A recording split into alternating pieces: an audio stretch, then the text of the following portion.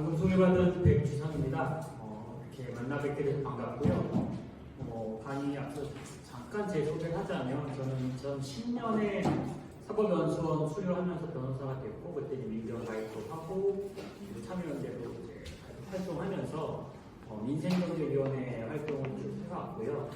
방금 좀 전에 강의했던 김태균 변호사님 전임 민생경제위원장이었고 그리고 참여연대에서는 민생희망본부나 그리고 현재는 이제 예전에는 시민경제위원회, 지금은 경제금융센터 또 금융에 관련된 활동들을 하고 금융 중에서는 이제 부채가 제일 핵심적이고 그리고 사회 현상적으로 채무자, 과도한 부채 때문에 삶이 힘든 분들이 가장 중요한 어떤 관심의 영역이고 그리고 활동의 영역이기 때문에 파산회생, 빚 문제를 해결하는 주요한 도구이자 사회정치적인 제도인 파산회생제도에 대한 관심을 가지고 활동을 하고 있고 2016년에 한국 파산회생 변호사회가 만들어졌는데 제가 만들어서 한 6년 정도 회장을 하고 작년에 후배 변호사가 또 다행히 좋은 후배 변호사가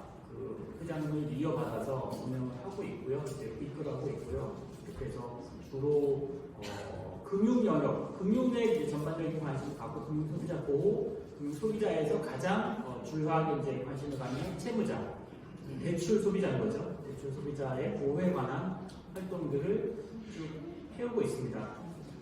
그래서 이제 개인 파산 및 회생에 대한 설명을 쭉 하려면 영역적인 것도 얘기를 좀 많이 해요. 빚은 무엇인가, 빚은 무엇이고, 빚을 어떻게 바라봐왔고, 전 세계적으로 이 빚 문제를 어떻게 처리해 왔는가, 그리고 예전의 그 도산제도, 파산제도와 현대 도산제도의 정신, 취지는 어떻게 달라졌는가 등등을 많이 얘기를 하면서 접근해야 현재 도산제도, 파산회생제도를 설명하거나 이해하거나 그리고 상담하는데 기본적인 소양을 형성할 수가 있는데 오늘 1시간 안에 그 얘기는 거의 못할 것이기 때문에 그런 얘기 해야 재밌게 원래 역사 얘기도 하고 사례 얘기도 많이 하면서 와야 재미도 있고 더 이해도 될 텐데요. 그런 얘기는 오늘은 다 하지 못할 것이고 쭉 전체적인 흐름 결국은 오늘 그 내용이 민생 상담가 학교여서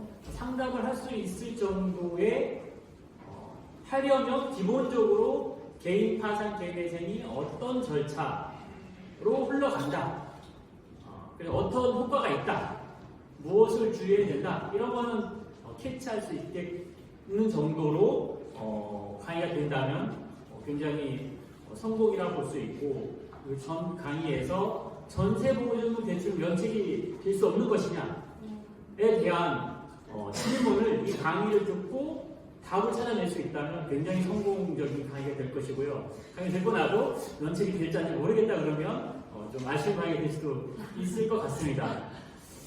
예, 그럼 본격적으로 좀 시작을 해보겠습니다. 여러 가지 이제 서술적인 것들은 빼고 바로 좀 조금 벌써 이제 텍스트가 많이 나오죠. 텍스트가 많이 나오는데 과도한 빚이 뭐가 문제냐?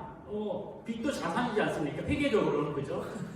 자산에는 자본과 부채가 있으니까 그러면 이 부채를 활용해서 자기의 자산을 확대하는 것이고 확대해서 그걸 질에 따라서 자산을 증가시키는 거죠. 대표적인 게 부동산 아닙니까? 빚을 내서 지금 사는 근본적인 이유는 빚을 낸 것 이상의 수익을 낼 수 있다. 1억을 빌려도 2억을 벌 수 있다. 3억을 벌 수 있다. 이렇게 생각하기 때문에 그것이 실질적으로 작동하기 때문에 빚을 내서 집을 샀던 것이고 그것이 이제 현재는 경기의 어떤 순환에 따라서 문제가 되는 국면이 되는 것이죠. 그래서 빚 자체를 옳다 그러다 이렇게 말할 수는 없죠. 뭐가 문제되냐? 과도할 때, 부담 가능하지 않을 때, 즉 원리금을 상환하지 못하는 순간, 이럴 때 이제 가계, 기업, 정부 다 문제가 되는데 우리가 관심을 갖는 것은 가계입니다. 왜냐하면 모든 빚은 결국은 가계로 전가됩니다.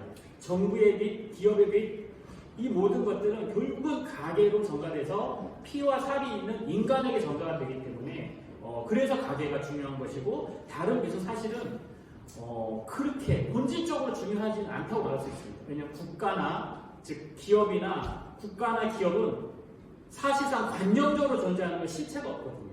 실체가 있는 오직 인간이고 최종적인 빚의 부담 그리고 빚에 의한 곤란과 그것을 해결했을 때 사회 경제적인 효용은 다 가계에서 발생하는 거죠. 그래서 그런 얘기들이 이제 좀 많이 많이 있는데 일단 그래서 이제 가계부채가 중요하다 이런 말씀을 드리는 것이고 그럼 가계부채가 과도한 가계부채가 경제에 어떤 영향을 미치는 거냐? 기본적으로 소비 위축이 되는 거죠. 자기가 쓸 수 있는 처분 가능한 소득이 일정하다는 고정되어 있다는 전제에서 빚이 많다는 것, 원리금을 많이 갚아놔야 된다는 것. 그것은 자기의 어떤 필수적인 소비를 제가 나머지를 줄여야 되기 때문에 당연히 소비가 위축이 되죠. 그러면 부채가 채무부담 증가되면 내수가 위축되고 소득 축소되고 또 채무부담 증가 악순환 이런 계속적인 악순환 고리가 형성이 되는 첫 번째 소비 위축 문제가 되는 것이고 성장률 당연히 하락하죠. 내수가 줄어들면 성장을 할 수가 없잖아요. GDP의 기본은 수출하고 내수인데 우리가 아무리 수출이 중요하다고 하더라도 내수가 40% 이상 되는 거거든요. 근데 그 내수가 안 된다는 것은 결국 성장률이 하락할 수밖에 없죠. 그리고 인적 자본이 사장된다. 가령 부채해두면 일할, 근로할, 노동할 의욕이 없어지는 거죠. 필요성이 없어요. 왜냐하면 내가 한 달에 300만 원 버는데 그것을 다 빚값 내서 된다. 일할 이유가 없게 되는 거죠. 가만히 놀거나 그냥 있는 게 낫죠. 그렇기 때문에 그럼 그의 자본, 인적 자본, 결국 노동력인 거죠. 노동하지 않게 노동력이 사장됨으로써 결국 이 경제 측면에 또한 악영향을 미치는 요소가 되는 것이고 사회보장 비용이 증가하는 거죠. 그러면 살아있는 인간에게도 노동 능력이 없고 빚이 많아 일하지 않는 사람은 당장 이 사회에 사라져라. 이럴 수 없고 이러지도 않고 현대 자본주의, 현대 복지국가의 이념에서는 그런 사람을 다 부족하게 되어 있습니다. 사회보험, 사회보장의 방식으로 그럼 당연히 그 개인을 과다한 빚 때문에 일하지 않게 된, 일할 수 없는 그 개인을 부족하기 때문에 사회보장 비용이 당연히 증가할 수밖에 없고 사회 전체적, 국가 전체적으로는 또 굉장히 부담이 되는 거죠. 그리고 이런 쭉 과정도 소비가 위축되고 성향이 하장되고 하락하고 인적자본도 사장되고 사회보장 비용이 증가하면 이런 것들 다 종합적으로 작용을 해서 경제위기 발생 위험이 증가되는 것이죠.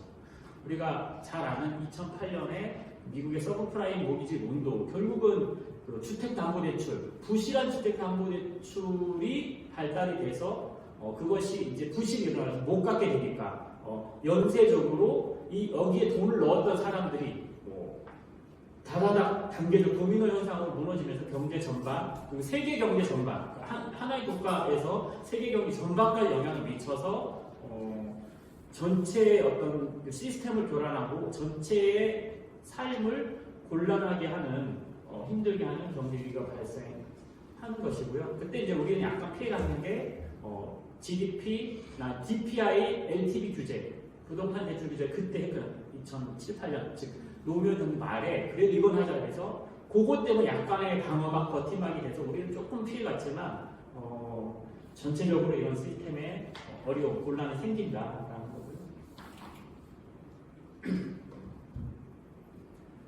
그래서 그런 내용을 쭉 설명한 겁니다. 경기 침체, 그리고 충격적 디플레이션 발생하고 실질 금리가 또 상승하고 채무부담 증가하고 자산 매각, 소비 지출 축소되고 가격 하락 이런 방법들 지금 우리가 지금 목도하고 있는 거죠. 지난 정부에서 문재인 정부에서 지금 윤석열 정부로 오는 과정에서 이런 패턴이 나타나고 있고 일찍은 20년 전부터 예측되었지만 그런 과정이 피하지는 못한 거죠. 정책적으로 막지 못한 것이다. 정책 실패가 좀 있다 이렇게 봐야 되겠죠. 우리나라뿐만 아니라 일본, 미국, 스페인, 아일랜드 등 많은 나라들의 금융위기를 겪었고 그 앞단에 뭐가 있냐? 가계부채가 과다하고 그것이 관리되지 않고 경감시키지 못한 정책 실패 혹은 자본주의 자체의 어떤 해결하기 어려운 한계 이렇게 볼 수도 있습니다. 그래서 가계부채, 과다한 가계부채 문제는 종국적으로 세계 경제에도 물받을 수 있다. 이렇게 전개가 되고 우리가 경험적으로 여러 번 가장 멀리는 1930년대 대공황이겠죠. 그런 과정들이 보면 알 수가 있고요. 그러면 이런 과당 가계부채는 어떻게 해결을 할 것이냐? 이제 정책적인 수단은 있는 거죠. 그래서 그 수단들을 잘 활용하면 예방하거나 피해를 최소화할 수는 있지 않겠느냐, 그런 정책들이 있는 것이고, 첫 번째 긴축이죠. 간단한 생각 더 졸라내는 거죠. 나갈 돈을 더 줄이고, 이거 이제 정부 시스템 차원에서도 이제 그런 건데, 경제 주체 각각 가게랑 가게의 소비용을 어쨌든 줄임으로써 그 가게 자체, 그 하나의 가게는 빚 문제를 좀 완화할 수 있는 거 아니겠느냐. 긴축이라는 개념은 그렇고요. 그러나 이게 아까 얘기했듯이 소비가 위축이 되면 경기 순환의 문제를 일으키잖아요. 이 가게 하나를 놓고 보면 이게 가계 부채를 줄이는 요소가 되겠지만, 경제 전체를 놓고 보면 오히려 그 가계 부채 문제가 더 심화되는 요소가 될 수 있는 부작용이 또 있는 방식입니다. 고성장, 아까도 얘기했지만 소득이 많이 늘어나면 대수출을 훨씬 더 많이 한다거나, 혹은 다른 기준에서 이전 소득을 많이 늘려준다거나, 개인 가계 영역을 보자면 어쨌든 가계가 소비할 수 있는 원리금을 갚더라도 소비할 수 있는 여력을 주면 되겠죠. 혹은 보장을 더 늘려서 주택을, 주거 문제는 문제 없게 공공임대주택을 확실하게 폭을 넓혀서 공급한다거나, 이래서 약간 층이 다르지만 그 가계의 소득을 높여주는 방식으로 접근하면, 그렇지 않겠습니까? 빚보다 소득이 많으면 이 문제 해결할 수 있다, 이런 얘기고요.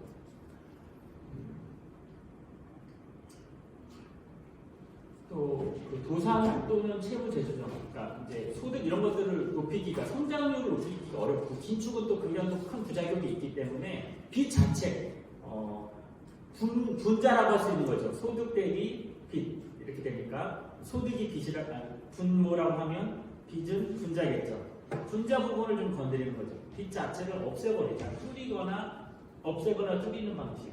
그것을 도산, 이제 감수 채무 재조정, 채무를 다시 한번 조정해서 이런 어려운 곤란을 해결함으로써 전체적인 이 문제를 종합적으로 해결하자, 이런 것이고, 이거 많이 이제 본격적으로 얘기할 것들인 것이고, 다만 이제 이것도 신용 훼손이 장기화된 상당한 비용, 왜냐하면 훼손되면은 향후에 대출을 받거나 신용 활동을 하는 데는 이제 부작용을, 그러니까 부정적인 요소가 작용을 하니까 그런 부분에서 단점은 있을 수 있다라는 거고요.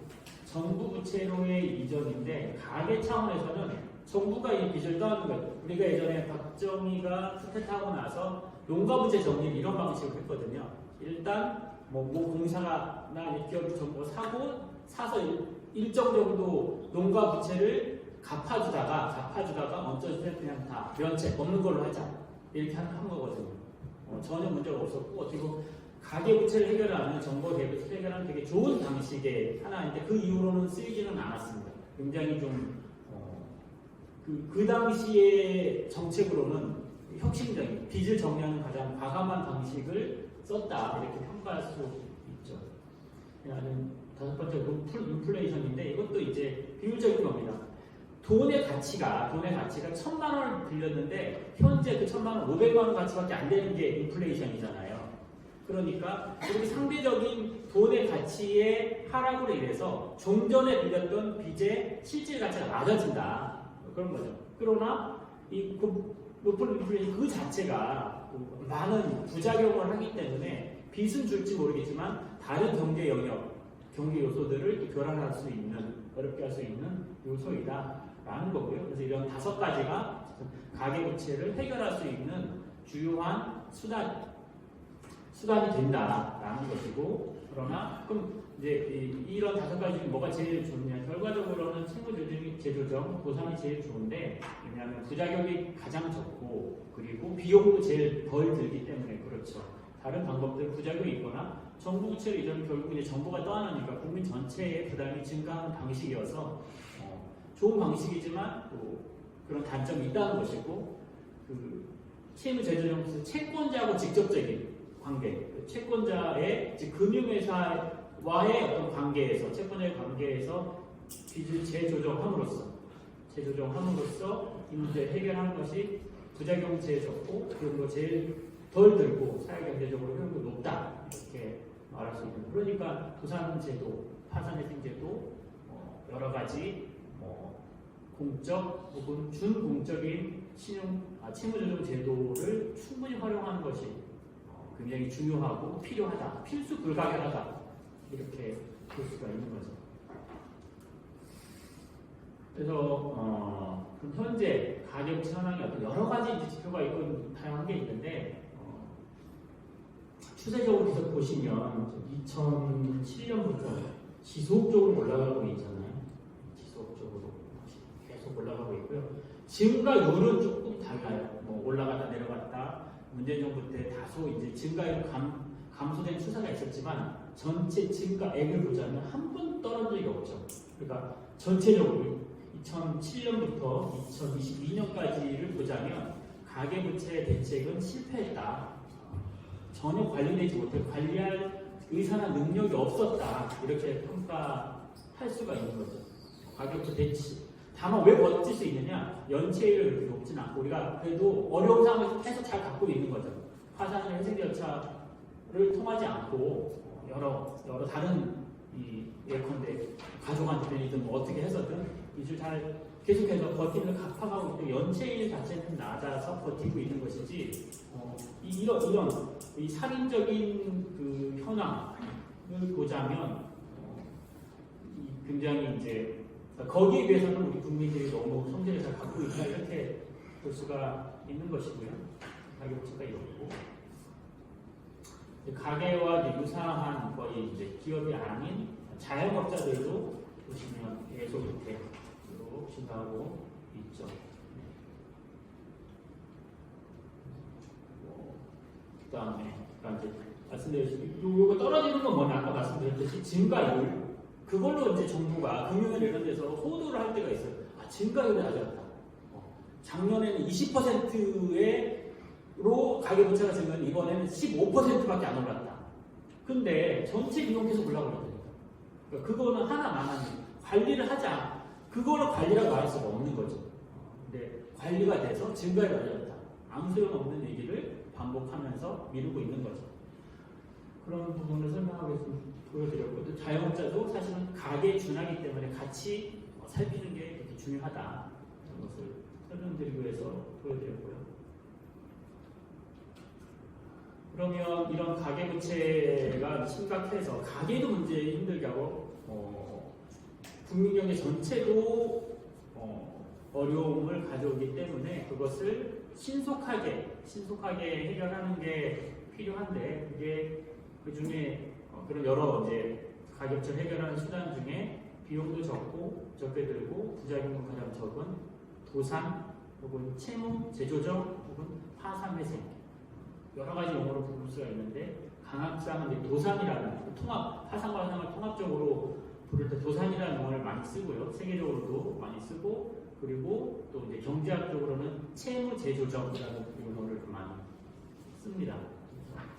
그리고 요거 약간 혼용돼서 쓰고 있다. 그 채무조정 제도의 종류 현황에 대해서 이제 말씀을 드릴 건데 크게 이제 공적 채무조정, 사적 채무조정 제도가 있다. 들어보시고요. 공적은 법을 통한 강제, 법원의 파산회생 절차가 풀리고 요것만 있습니다. 우리나라는. 프랑스는 중앙채무조정위원회라는 게 있어서 행정 차원에서 처리를 합니다. 다른 나라 이제 미국이나 영국 거기만 영향을 가지고 우리는 뭐 일본 다 그리고 뭐 대체로의 유럽 국가들도 법원, 법률과 그 사법 시스템, 법원을 통해서 채무조정, 왜냐하면 권리 의무 관계니까 채권 채무랑 권리 의무 관계니까 그걸 조정하는 것도 법원이 해야 되는 거 맞지 않냐 이렇게 보는 것이고 프랑스는 그것도 맞는데 이 전체적인 경제 시스템에 관한 것이고 그것은 행정이 충분히 감당함으로써 여러 더 효율적으로 잘 조정할 수 있다 이런 측면에서 프랑스는 국가 채무조정위원회 여기서 이제 관리를 하는 거죠. 유럽 국가 중에 프랑스는 사법 시스템이 상당히 좀 다른 여러 요소가 있습니다. 법조인에게 전적으로 맡기지 않는 그런 전통이 좀 있는데 헌법 재판관도 뭐 그 전직 대통령이라든지 이런 사람들이 종신을 한다거나 이렇게 좀 다른 요소가 있어서 차이가 있다라는 것을 참고로 말씀드리고요. 사적은 당사자 자유입니다. 은행 등 채권자 또는 신용회복위원회를 통한 워크아웃인데요. 그러니까 아주 원칙적인 의미에서의 그 사적 채무조정은 은행하고 채무자, 대출 소비자하고 1대1로 그만큼 지금 내가 원리금 갚을 형편이 안 돼. 이자 갚는 기간을 유예해줘. 가장 기본적인 단순한 채무 조절일 것이고 원리금 일부 좀 감해줘. 한 10% 빼주면 내가 언제 갚게 가면 원리금 통틀어서 한 10% 나머지는 못 갚을 것 같아. 그거 다 면책해주면 내가 다음에 경제활동을 계속 거기를 거래할 거니까 그걸 장래를 보고 탕감해를 이렇게 할 수도 있는 것이고 지금 신용회복위원회는 왜 사적 채무조정이라고 하는 게 법적인 강제가 없는데요. 원래 신용회복위원회는 은행의 출연을 받아서 만들어진 임의적인 채무조정 기구였는데 몇 년 전에 법이 만들어졌어요. 법을 이제 개정을 하면서 신용회복위원회를 설치할 수 있는 근거를 두고 지금 금융위원회 산하의 기관으로 운영이 되고 있습니다. 그러나 강제하는 건 아니에요. 인위적인 선택에 의해서 동의하면 채권자와 채무자가 동의하면 그 조정 내용이 성립되는 거기 때문에 사적이다 혹은 법적 근거를 갖췄기 때문에 준공적이 이렇게 말할 수 있겠고요. 공적의 핵심은 당사자가 특히나 채권자가 동의하지 않더라도 일정한 채무 조정을 강제할 수 있는 것 이게 이제 핵심적인 지표가 되는 거죠. 그래서 공적 채무 조정의 종류는 법인 회생, 법인 파산, 일반 회생, 개인 파산, 개인 회생. 법인 회생, 법인 파산은 이제 회사도 법적인 어떤 인격을 갖춘 단체를 대상으로 하는 것이고 뒤에 개인 파산, 개인 회생은 개인이 채무자들을 대상으로 하는 제도이고 일반 회생은 법인 회생에 작동되는 그 절차, 즉 그거의 차이는 뭐냐면 법인 회생은 기본적으로 채권자의 동의 절차를 거칩니다. 회생 계획안을 짜는데 전체 채권자 다 동의를 거치는 건 아니고 담보채권이다. 주택담보대출 등 여러 가지 담보된 채권의 경우에는 그 담보채권자는 담보물이 있기 때문에 함부로 다 그 채무를 제조적일 수가 없게 되는 담보물이 이미 붙어있기 때문에 그거는 인정해줘야 되거든요. 그러니까 그런 것들을 감안해서 담보채권자의 4분의 3의 동의를 받으면 그 받은 내용만큼의 변제 계획, 약간 원리금을 감면해주는 그런 계획안이 승인이 될 수 있고 무담보, 신용대출, 우리가 신용이 많죠. 신용대출은 3분의 2의 신용대출 채권자가 동의하면 그 종료한 내용대로의 변제 계획이 이제 효력을 갖고 주주는 2분의 1 이렇게 되는데요. 이런 일반 회생 절차를 개인이 채무자가 이용하는 것을 실무적으로 일반 회생이라고 부릅니다. 그 차이 일단 회생 얘기할 때 조금 더 자세히 말씀을 드리고요. 그래서 법원에서 다 운영하는 거다. 많이 들어보셨을 것입니다. 사적 채무조정에는 신용회복위원회 캠프 등이 있고 잘 하지는 않지만 이런 건 많이 있죠. 많이 연체된 그 장기 연체자에 대해서 대부업체나 혹은 은행에서 그러면 원금의 30% 감면 줄 테니 언제까지 이자는 넣고 원리금은 넣지 이렇게 이런 것도 사적 채무조정인 거죠. 그런 것들을 포함하는데 기관 입장에서 이제 크게 하는 걸 한다면 신용회복위원회 캠프가 사적 채무조정으로 이제 분류할 수 있다 말씀드릴 수 있겠습니다. 여기 좀 글씨가 좀 다른데 혹시 보고 계실까요? 약간 표는 오래됐는데 내용은 크게 바뀐 건 없는데 요 채무법인은 조금 이제 법률 개정으로 바뀐 부분이 있는데 요거 아까 설명했던 이 프리 워크아웃하고 개인 워크아웃은 신용회복위원회가 하는 것이고요. 이건 큰 의미가 있는 건 아니고 이자 유예하는 이런 정도니까 요 부분 이게 가장 많이 활용되고 있는 개인 워크아웃 이게 개인 회생과 좀 유사하게 운영되는 겁니다. 여기 약간 대응되는 제도다 이렇게 보실 수 있겠고요. 대상이라든지 효력 이런 게 좀 차이가 난다. 기본적으로는 채권자들이 이제 그 신용회복위원회는 채권자들이 출연하고 채권자 가입돼 있는 신용회복위원회에 가입돼 있는 채권자들의 채권만 채무조정의 대상이 된다. 근데 지금은 거의 다 들어와 있긴 한데 대부업체부터 그러니까 은행까지 거의 다 들어와 있기는 한데 크게는 이제 대표적으로는 개인 채무, 내가 부모님한테 빌렸거나 친구한테 빌렸거나 지인한테 빌린 거 이것은 이제 신용회복위원회에서는 조정이 안 되는 거죠. 그러나 법원에서 하는 절차에서는 누구한테 빌렸는 거는 묻지 않고 전체 채무를 다 신고해서 그걸 일괄적으로 일정의 기준을 위해서 줄이거나 없애는 이제 이렇게 하는 좀 차이가 있다. 그런데 기간 설정하거나 이런 것들의 제도마다 약간의 차이가 있는데 참고로 이런 이제 신용회복위원회가 운영하는 제도가 이렇게 있고 이렇게 이 부분이 중요하고 법원은 이거 이용한다. 그래서 개인 채무까지 다 조정할 수 있는 것은 법원을 통해서만 가능하다. 이렇게 보시고 여기는 이제 협약된 채권사들의 채무만 조정 대상이지만 현재 그 이제 신용회복 홈페이지 들어가면 협약돼 있는 은행들 다 검색할 수 있거든요. 거의 다 들어와 있긴 합니다. 빠진 데도 있으니까 어쨌든 협약되지 않은 곳의 채무는 조정되지 않는다. 개인 채무는 조정되지 않는다. 제가 이 정도를 간단히 알아두시면 좋을 것 같습니다. 그래서 최근에 이제 계속 발표한 자료를 바탕으로 이런 이제 몇 가지 프로그램이 작동되고 있다 것이고요. 참고로 좀 보시고 여기서 또 공공정보 보유 이게 좀 하나의 쟁점인데요. 뭐냐면 채무 조정을 받았다는 내용, 법원에서 파산 해결했다는 내용들이 일정 기간 신용 정보원, 은행 연합 이런 데 보관이 됩니다. 이걸 받은 사람들 신용을 평가하고 관리하기 위해서 일정하게는 필요한 거죠. 왜냐하면 금융의 원칙은 결국은 상환 능력을 평가하는 거고 그걸 잘 평가하고 그 상환 능력 평가에 대한 책임, 그 상환 능력을 잘 평가해서 부실이 발생하지 않은 책임 1차적으로 채권자인 금융회사에 지우는 거거든요.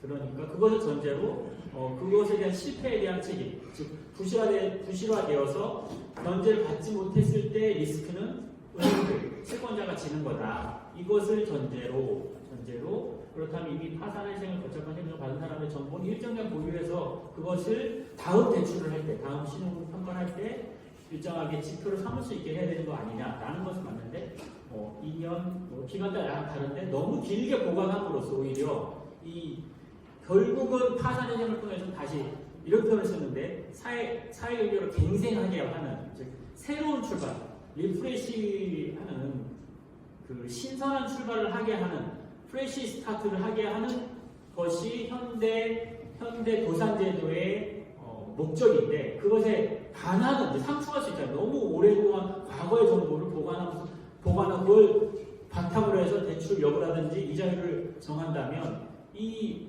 회생케 하자고 하는 이 제도와 상치되기 때문에 그 기간이 적정한 범위 내에 좀 줄어들어야 되는 거 아니냐. 이건 이제 법적으로 지금 어떻게 규율할 것이냐 이런 논의가 좀 있어서 이런 것들은 참고로 알아두시면 좋을 것 같고요. 그래서 더 궁금한 고객 말씀 먼저 드리고요. 이게 규정으로 되어 있습니다. 법률은 아니고 내부적인 규정, 고유 규정으로 되어 있어서 고치는 게 어렵지는 않습니다. 법을 꼭 바꿔야 되는 건 아닌데 사실 사회적 논의와 장국과의 협의가 좀 필요한 거죠. 조금씩 논의가 좀 시작은 되고 있고요. 누적 신청사도 굉장히 이제 200만 이상으로 진행되고 있다. 굉장히 이제 많은 사람들이 이런 제도를 통해서 세무 조정을 하려고 하고 있다. 예전보다 활용도가 높아지고 있다. 근데 아까 말했던 전체 추세적인 가계부채의 증가라든지 비율을 보자면 더욱 많은 사람, 지구보다 한 2배 이상의 사람들이 빨리 채무 조정을 통해서 다시 빚을 정리하고 새롭게 경제활동으로 복귀할 수 있게 해야 되는데 그걸 전체 빚의 규모나 그 질에 비해서는 이용자가 많지는 않다 이렇게 볼 수 있겠고요. 아무래도 한 47% 정도 되는 것 같다. 신용금을 운영하고 있는 제도의 결과이고요. 평균은 월 24만 원씩 갚아가지고 84개월 동안 약정된 조정된 채무를 변제하고 있다 이렇게 보시면 될 것 같습니다. 그다음 캠코가 이제 배드뱅크라고 하잖아요. 부실화된 채권을 사와서 그걸 뭐 일부는 추심하고 일부는 상각하는 그런 역할을 하는 걸 배드뱅크라고 하는데 우리나라에 이제 어떻게 보면 유일한 거죠. 유일한 배드뱅크이고 캠코가 그러니까 뭐 개인 채무뿐만 아니라 기업이나 공공기관 이런 채무도 많이 매입해 와서 추심하거나 혹은 상각하거나 뭐 이렇게 하는 기능을 하는 것이죠. 여기도 개인 채무 좀 조정하는데 그 이제 국민행복기금이라는 것은 박근혜 정부 때 박근혜 정부가 이제 들어올 때 경제민주화하겠다고 하면서 부채도 상당히 탕감하겠다 이런 방식을 통해서.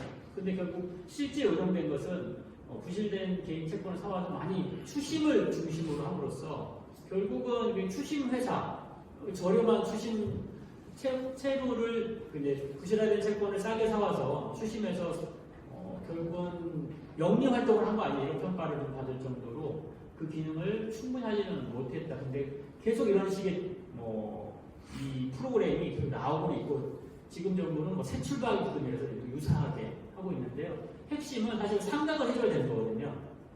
채무자의 장기의 빚을 아예 탕감해서 정리를 해줘야 되는데 사원당이 또 조사를 해서 추심할 거 추심하고 이렇게 되니까 결국은 추심 회사의 기능을 하는데 그치게 되어서 원래 목적을 달성하지 못하고 있다. 지금 정부도 새 출발 기금이라는 것이 그렇게 운영될 소지가 좀 가분해서 잘 지켜보고 검토해야 된다 이렇게 말씀을 드릴 수 있을 것 같습니다.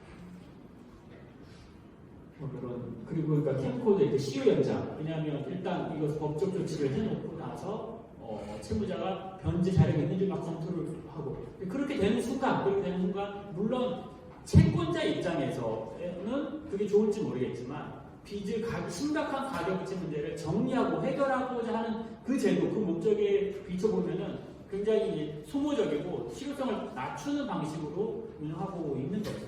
이 비용을 상당히 씀으로써 이렇게 썼으니까 또 추심해야 되고 추심했으니까 그걸 또 이 캠코라는 회사에 이제 수익으로 잡아서 또 나눠줘야 되고 이렇게 되니까 개인 채무 조정에 본질에 충실하지 못한 이렇게 평가할 수가 있습니다.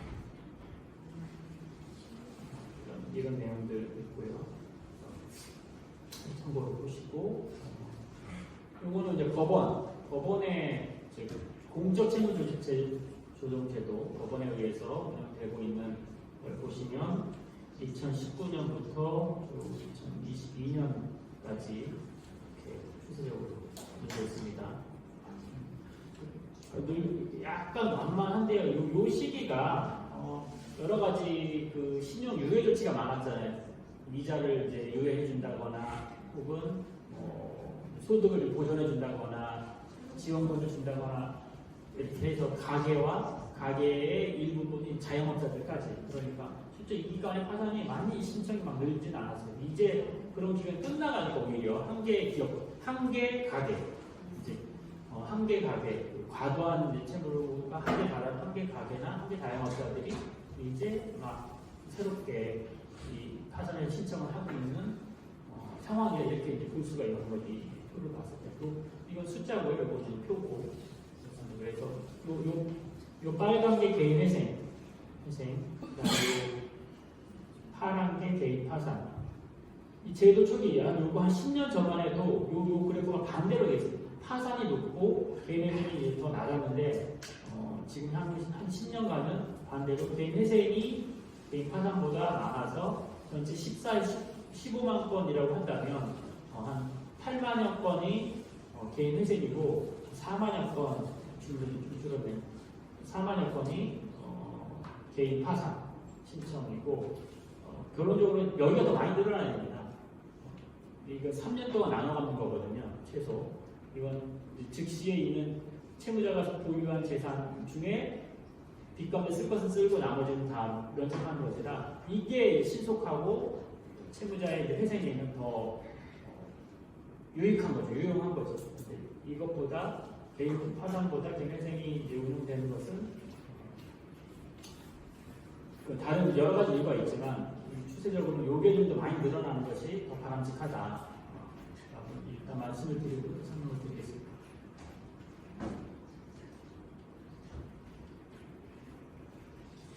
네, 설명을 드린 거고요. 보면 개인회생 사건의 법원별 평균 소요는 2021년 기준으로 서울회생법원은 신청에서 개시까지 이제 신청에서 개시까지가 115일, 개시부터 인가. 인가는 뭐냐면 변제 계획 인가를 얘기하는 거예요. 변제 계획 인가를 하는 거고 이거는 이따 개인회생에 좀 설명을 드리고 다시 한번 이게 어떤 의미인지 말씀드리는 게 더 나을 것 같고요.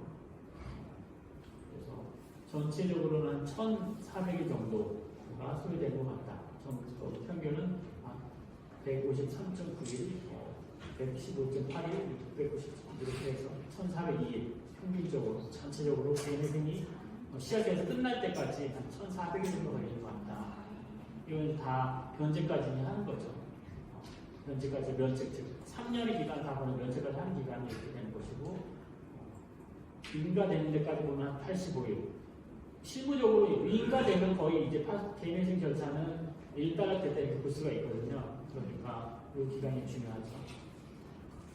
이게 이제 단축될수록 신속하다 이렇게 평가할 수 있고 그 기간 늘리기 위해서 다각도 노력을 하고 있고 계속 이제 독려하는 거죠.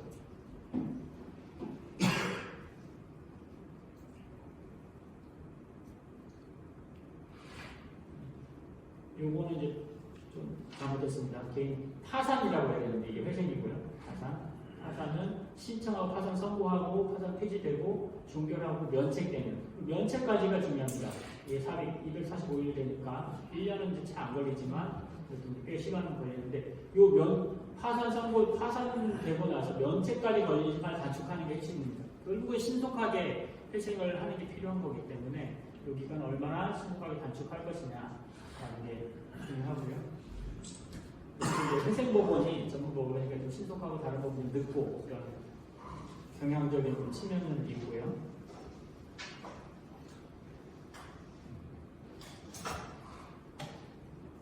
그럼 이제 개인 도산에서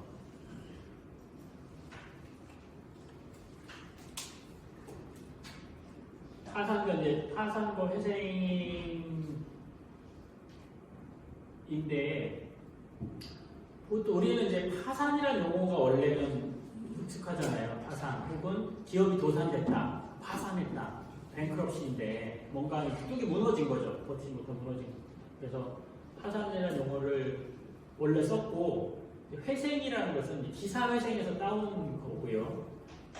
그러니까 이제 그러니까 파산의 요소에서 무너진 거, 즉 재무적으로, 재정적으로 위험이 발생한 것을 또 착목해서 보자면 파산이라는 용어를 이제 쓴 거고 회생이라는 그것을 통해서 그 상태를 채무 재정을 통해서 벗어나서 새롭게 세출하게 되는 그 면에 이제 집중하면 이제 회생이라는 용어가 더 이제 유용한 개념인 거고 그래서 이건 이제 우리나라 법원 예전에 논의할 때 새로운 제도를 그러니까 정확하게는 IMF 당시에 이 파산 수요가 증가하고 파산 제도에 덧붙여서 개인 회생 제도를 도입하려고 하던 그 무렵 2002년 4년 요 무렵에 본격적으로 이 용어가 이제 만들어진 거고 이 법원은 이제 특히 이제 회생이라는 용어를 선호하죠. 이게 좀 더 긍정적인 의미 같다. 뉘앙스나 그런 거고요. 사실 파산이나 회생이나 같은 말이다. 같은 말인데 우리 법제에는 다른 개념으로 좀 정리되어 있고 제도도 달리 설계되어 있고 강학적으로는 청산형 도산제도, 그 다음에 재건형 도산제도 이렇게 쓰거든요. 도산은 도산인데 즉 채무 조정을 하는 건 하는데 청산형이라는 건 뭐냐면 채무자 현재 빚을 그러니까 재산을 잘 정리해서 빚을 갚을 수 있는 만큼 갚고 나머지는 면책하는, 그러니까 청산을 한다. 많이 쓰는 청산, 정산 이제 포용을 쓰는데 그런 방식의 도산을 청산형 도산제도로 하고, 재건형이라는 건 뭐냐면 장래 소득으로 일정 기간 나눠 갖고 못 갚는 것은 면책하게 하는 그런 방식을 이제 재건형 도산제도라고 하는 것이고, 거기에 대응하는 게 개인 파산, 이제 타산, 회생, 청산형을 타산, 재건형을 회생, 이제 이렇게 좀 이해를 하시면 좋겠고, 이 이제 법이 이제 하나 있습니다. 이 통합법이에요. 통합도산법이라고 하는데 예전에 여러 가지가 있습니다. 기업정리법, 뭐 개인 파산법, 그다음에 개인 채무자 회생법 여러 가지가 있다가 2005년에 이걸 다 통합해서 도산제도를 하나로 규율하는 법을 만들었는데 그 법 이름이 채무자 회생 및 파산에 관한 법률입니다. 그래서 이것도 회생을 먼저 내세웠죠. 뭐 여러 가지 이제 긍정적인 의미도 있고, 그리고 회생을 좀 더 앞세우겠다. 파산 제도에 들어가기 전에 회생부터 검토하겠다. 이런 의미도 있습니다. 그러니까 그렇게 이제 운영되는 이제 실물의 역사를 보자면 그런 심리도 있다. 참고로 제가 아까 말씀드린 한국 파산 회생 변호사에는 왜 파산 앞서냐면 파산이라는 용어가 더 역사적이고 전통적이고 더 본질적인 제도다. 그래서 이것이 더 활성화돼야 됩니다. 파산이라는 것이. 그래서 저희는 이제 파산이라는 단어를 먼저 해서 파산 회생 제도라고, 파산 회생 변호사라고 이름을 쓰고 있고요. 네, 대체로는 법률도 그렇고 법원에서는 회생을 먼저 앞세우는 경우가 많고요. 학회도 채무자 회생법 학회 이런 식으로 많이 되어 있습니다. 이 법의 목적을 보면 다 드러나는 거죠. 제도가 어떤 의미인지. 이 법은 재정적 어려움으로 인하여 파탄의 직면에 있는 도산 상태에 있다는 거죠. 파산 상태에 있다 이렇게 보시는 거죠. 채무자에 대해서 채권자, 주주, 지분권자 등 이건 이제 그 주주, 지분권자 이런 것들은 다 이제 회사를 염두에 두는 거죠. 주식회사나 뭐 다른 이제 유한회사들을 포함한 회사, 채권자는 법역인 것이고, 그래서 이 채무와 관련된 여러 이해관계인의 법률 관계를 조정해서 효율을 도모하거나 이게 어렵다. 즉 장래의 빚을 통해서 나눠 갚게 해서 기업을 살린다거나 기업을 살릴 수 있다는 회전을 통해 살리는데 그게 안 된다면 그 개인이나 기업이 가지고 있는 자산을 다 환가, 매각하거나 경매에 붙여서 현금화해서 그거를 나눠주고 빚을 정리하는 그런 걸 목표로 한다는 거죠. 회생을 도모하거나 환가 배당하는 것을 목적으로 한다는 거죠. 회생이 어려운 경우. 그래서 요게 이제 도산제도 전반을 이 네 문장에 압축해서 설명하고 있고, 이 내용이 결국 회생법 안에 회생, 파산, 개인회생, 그 다음에 국제도산 이렇게 되어 있는데 회생제도, 파산제도, 개인회생제도 이 세 가지의 그 세부 제도로 규율되어 있고 운영되고 있다. 활용의 형태는 다양해서 앞서 말씀드렸지만 제도는 세 개지만 뭐 법인 파산이라고도 부르고 법인 파산, 개인회생, 법인 파산, 법인 회생, 일반 회생, 개인 파산, 개인 회생 이렇게 5가지 실무적으로 작동된 것은 5가지고 법률에서 정해놓은 제도는 회생, 파산, 개인회생 3가지고 그렇고 목적은 다 이와 같다.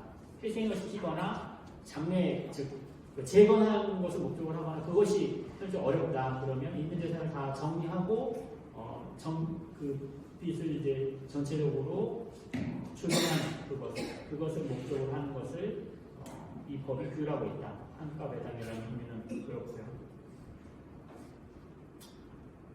이게 이제 채무자 회생 및 파산을 하는 법률, 실무적으로 통합도산법 이렇게 부르는 법의 목적이다. 파산제도의 목적이다. 이렇게 보시면 되고, 또 왜 이 제도가 허용이 되느냐, 여기 담지는 않았지만 여러 가지 이론이 있는데, 미국에서도 그렇고 확립된 것은 사회적 효용은 여러 가지 뭐 이념적인 거만 붙일 수 있는데, 빨리 빚을 정리해 주는 게 사회적 효용이 높더라. 그거 못 갚는 상태에 그렇게 내버려 둔다고 해서 갚아지는 거냐.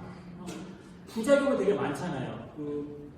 소비를 유축되고 경제가 악화되고 인적 자본 사정되고 하는데, 그건 모르겠다. 법적으로는 채무자니까 계속 그 상태를 놔둬야지 어떻게 그 빚을 까주냐. 있을 수 없다.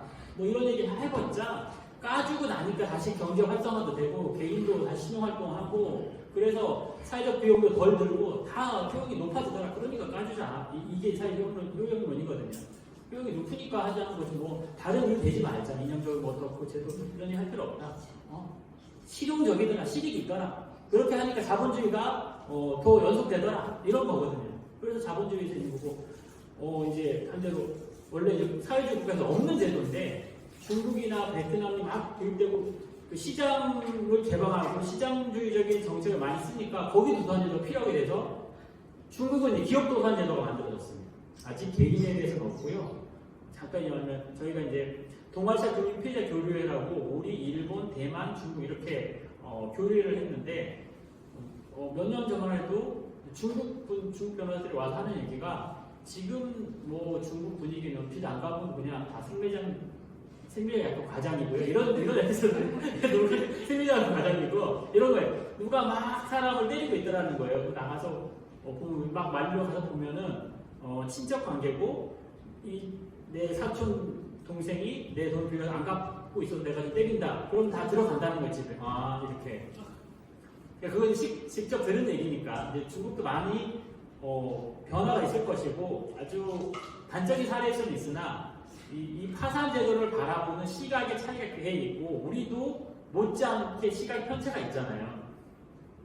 지금 이제 IMF 이후에 상당 부분, 그리고 경제 위기, 경제적인 곤란이 상시적으로 존재하기 때문에 파산 제도를 이용하는 것이 굉장히 자연스럽게 되거나 허용적이 되었지만, 그 기간이 그렇게 오래된 건 아니죠. 그리고 그럼에도 또 한편 그럼에도 불구하고 이 파산회생 제도에 대해서 굉장히 불편하게 부정적으로 보는 시각도 여전히 크기 때문에 그런 역사적인 요인이 있고, 이런 어떤 과정을 모든 세계가 다 겪고 있다. 뭐 지금 제도 발달되어 있는 미국이나 유럽도 초기에는 다 그런 식이었고, 예전에 뭐 유럽은 채무자 감옥이라고 해서 그냥 죄인하고 똑같은 거예요. 사기꾼하고 똑같이 보는 거예요.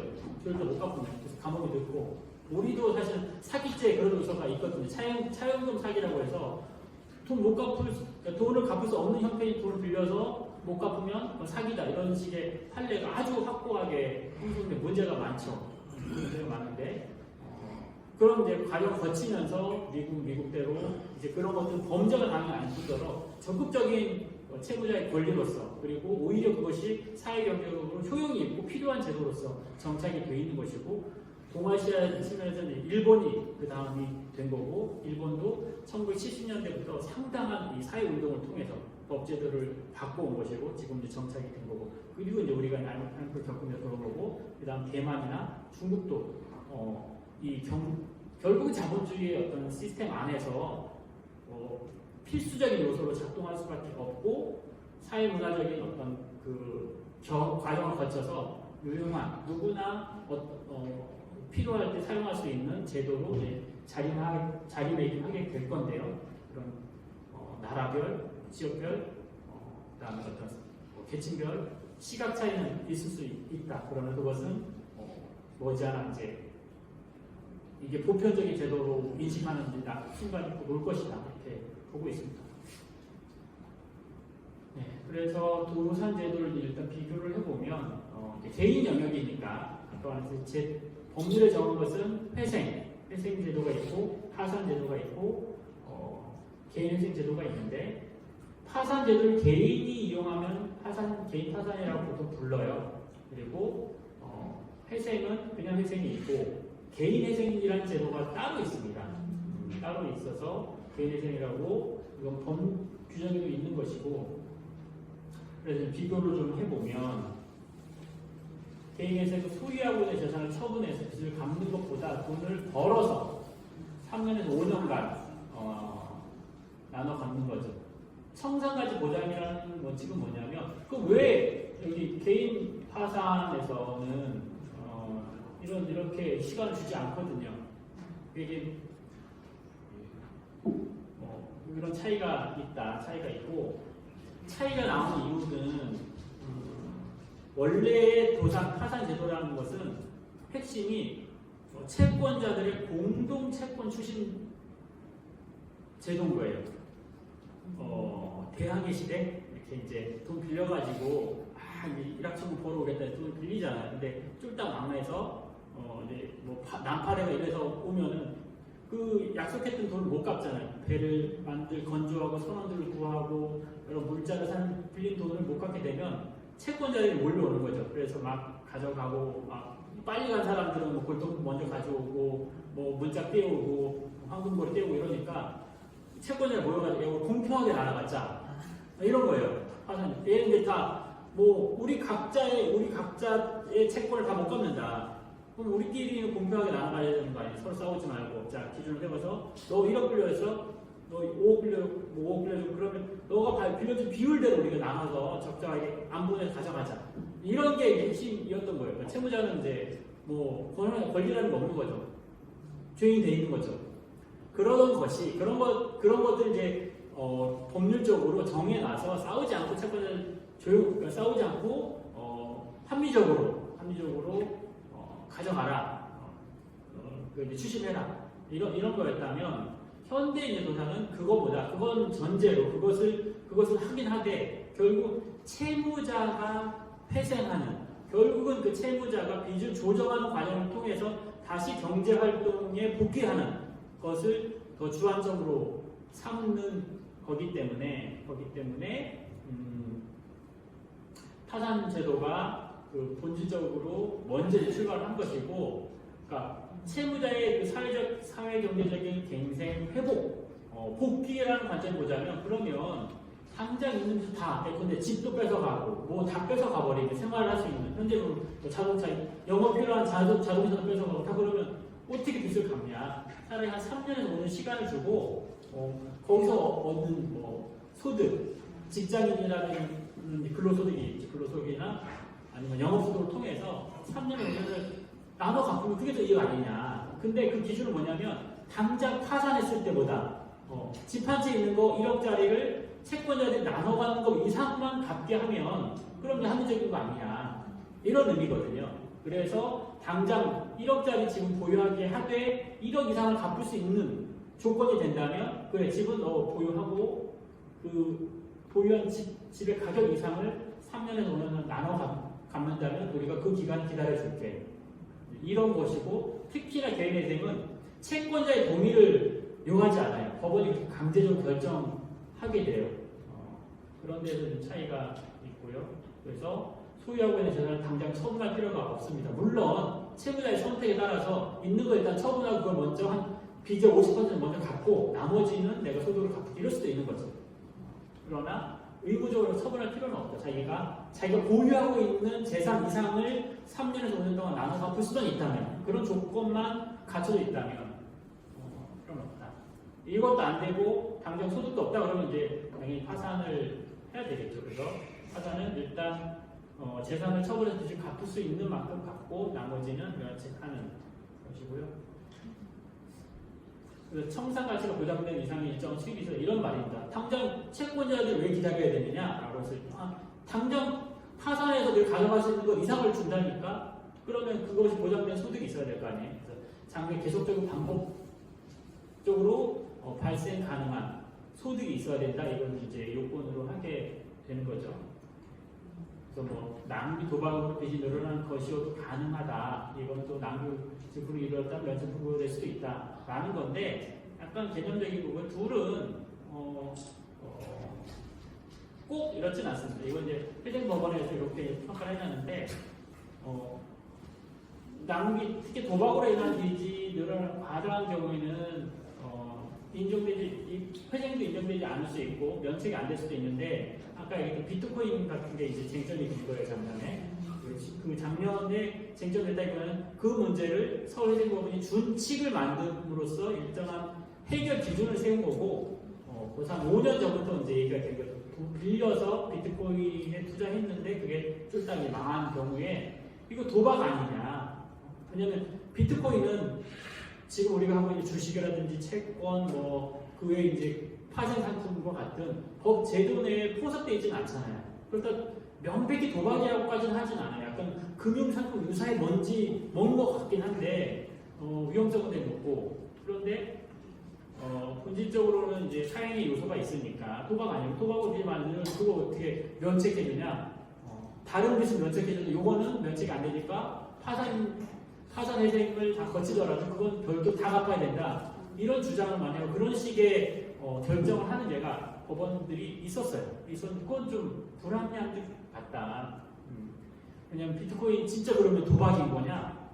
어느 법에 따라 도박인 거냐? 그렇게 법적으로 명백히 도박은 또 아니기도 하고 서로 일정한 도박, 즉 사행의 요소가 있다고 하더라도 이 도산제도의 취지, 아까 사회 효용이라든지 이런 전반적인 기능에 놓고 보자면 그거랑 뺀다면 결국 이 빚지 막 2억 3억 이거 최고의 정부인데 이걸 빼버리면 도산의 이걸 할 의미가 없어지잖아요. 그러니까 이걸 쓰지 못하게 되는 거예요, 이 제도를. 그럼 결국은 아까 얘기했던 과도한 가계부채로 인한 여러 가지 사회의 문제점이 고스란히 나타나는 거니까 이거를 해결하기 위해서 이렇게 해서 비트코인에 투자한 돈이라고 하더라도 손실이 났으면 그 손실이 이제 규명이 됐으면 그것은 손실을 한 걸 전제로 파산 회생 절차를 통해서 면책하게 해주자라는 것이고요. 그래서 꼭 이렇지는 않다. 파산 절차에도 낭비로 인한 경우에 면책 불허가 될 수 있지만 아닌 경우도 굉장히 많고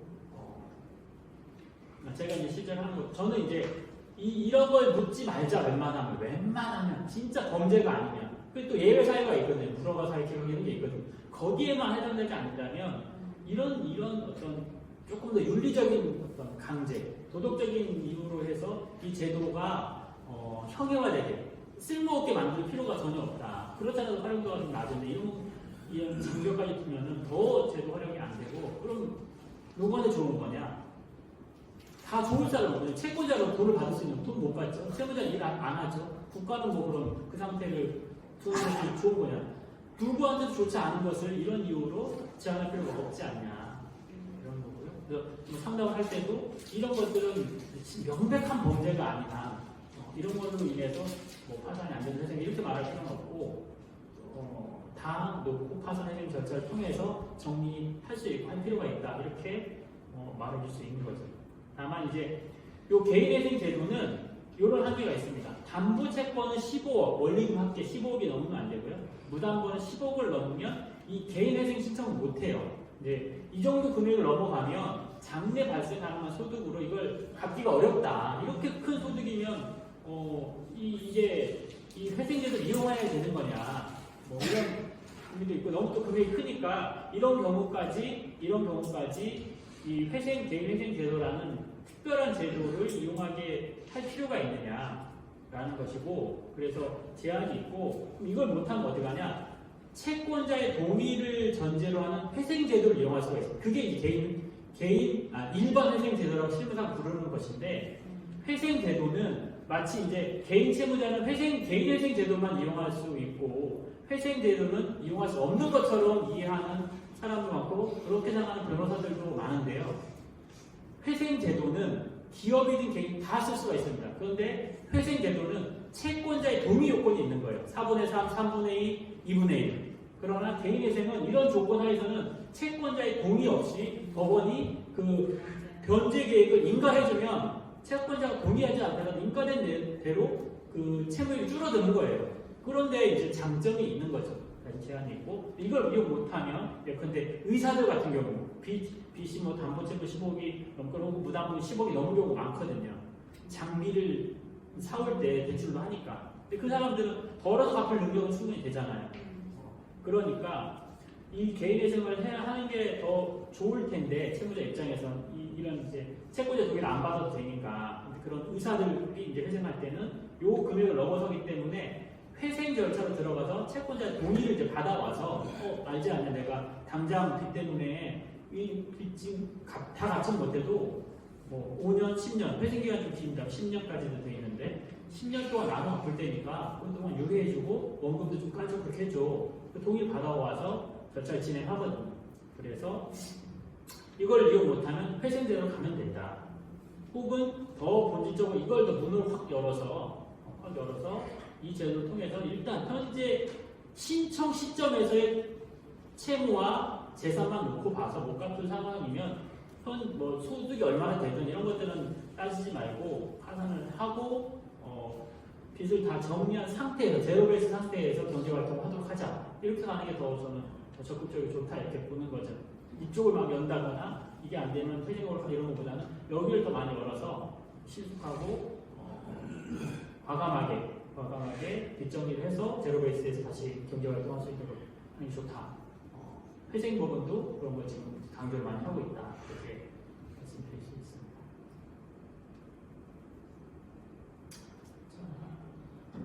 본격적인 뭐 관할 얘기를 해야 되는데 일단 여기까지 해서 궁금하거나 이해가 안 되는 부분이 있으면 좀 질문을 받고 설명을 하는 게 좋을 것 같습니다.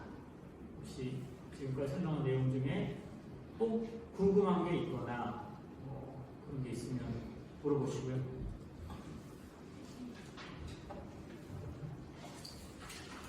회생법원이라고 하는 게 따로 있는 건가요? 네. 2017년 3월 1일자로 개항을 했고 특히 작년에는 법이 새로 통과돼서 종전에는 서울회생법원 회생 사건만 전담하는 예컨대 가정법원, 특허법원처럼 법원이 이제 들어왔고 작년에 법 개정되면서 올해는 수원회생법원, 부산회생법원 이렇게 만들어졌고요. 사실 전문법원이 전문법관이 있어야 돼요. 그 법원에서만 전속해서 그 파산 사건만 전담하는 그래야 전문성이 확보되고 이 제도의 본질을 살릴 수가 있는데 지금 다 교류하니까 2년, 3년 있다 가니까 정확한 엄격한 의미에서의 전문법원이라고 말할 수는 없고 저희는 계속 강조하는 게 그런 그 물적 시설로서의 전문법원 늘리는 것보다 인적인 어떤 측면에서의 전문법관을 도입하는 게 훨씬 중요하고 그게 더 필요하다. 그래야 이 제도가 더 활성화되고 사회적으로 더 잘 작동할 수 있다. 이런 주장을 많이 하는데요. 판사들은 일단 다양한 일을 하고 있고 거기에 매여 있고 싶어 하지 않는 그런 게 있어서 저는 이제 법원이 항상 그 파산회생관리위원회를 통해서 전문법관 도입 권고 혹은 도입 추진 이렇게는 해도 실제 의지를 가지고 추진하고 있는 것 같지는 않아요. 항상 그걸 앞세워서 법원의 정원을 늘리거나 이런 법원을 설치하는 걸 강조는 하지만 이 일을 진짜 당당한 그러니까 예컨대 미국은 일반 법관은 이제 10년 계약을 하고 갱신하는 이런 이제 일반 법관이 있다면 파산 법관이 14년을 파산 법원에서만 근무하고 또 그 다음에 이제 갱신할 때 심사해서 또 다시 하거나 다시 하는데 이렇게 전문 법관 제도가 있는 거죠. 그러니까 잘 작동되는 거죠. 왜 그러냐? 기본적인 법리랑 상충한 데가 있어요. 기본적인 민사법리, 형사법리. 이 법리들은 뭐냐면 다 채권자 관점이에요. 채무를 어떻게 이해할 거냐, 권리 행사를 어떻게 도와줄 거냐, 안 하는 사람 어떻게 형사적으로 제재할 거냐 이렇게 작동을 하거든요. 채권자의 권리 실현을 목표로 하는 제도의 90% 이상. 이제 이게 한 10% 정도 되는 건데, 그러니까 관점의 변화가 쉽지 않은 거죠. 채권자 유리에는 계속 사법제도를 살펴보다가 법원 회장보고 나서 바람이 좀 불합리하고 말이 안 되는 것 같거든요. 뭔가 도덕주의도 있는 것 같고 법 원리에 안 맞는 것 같거든요. 그런 걸 하다가 한 1년쯤 지나면 이제 이해도 되고 굉장히 중요하고 필요하고 너무너무 소중한 제도라는 걸 알게 됐지만 그 다음에 딴 데 가는 거죠. 그럼 또 채권자의 이제 관점에서 채권자 권리 실현을 위주로 하는 이 업무를 하게 되는 거죠. 그렇기 때문에 특히나 이 파산법원, 회생법원은 전문법관이 꼭 필요한 거죠.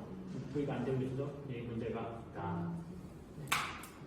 저도 질문 좀 해도 되죠? 그리고 같은 사무실에 있는데도 만나기가 힘들어서 그렇죠. 저도 이쪽은 잘 몰라요.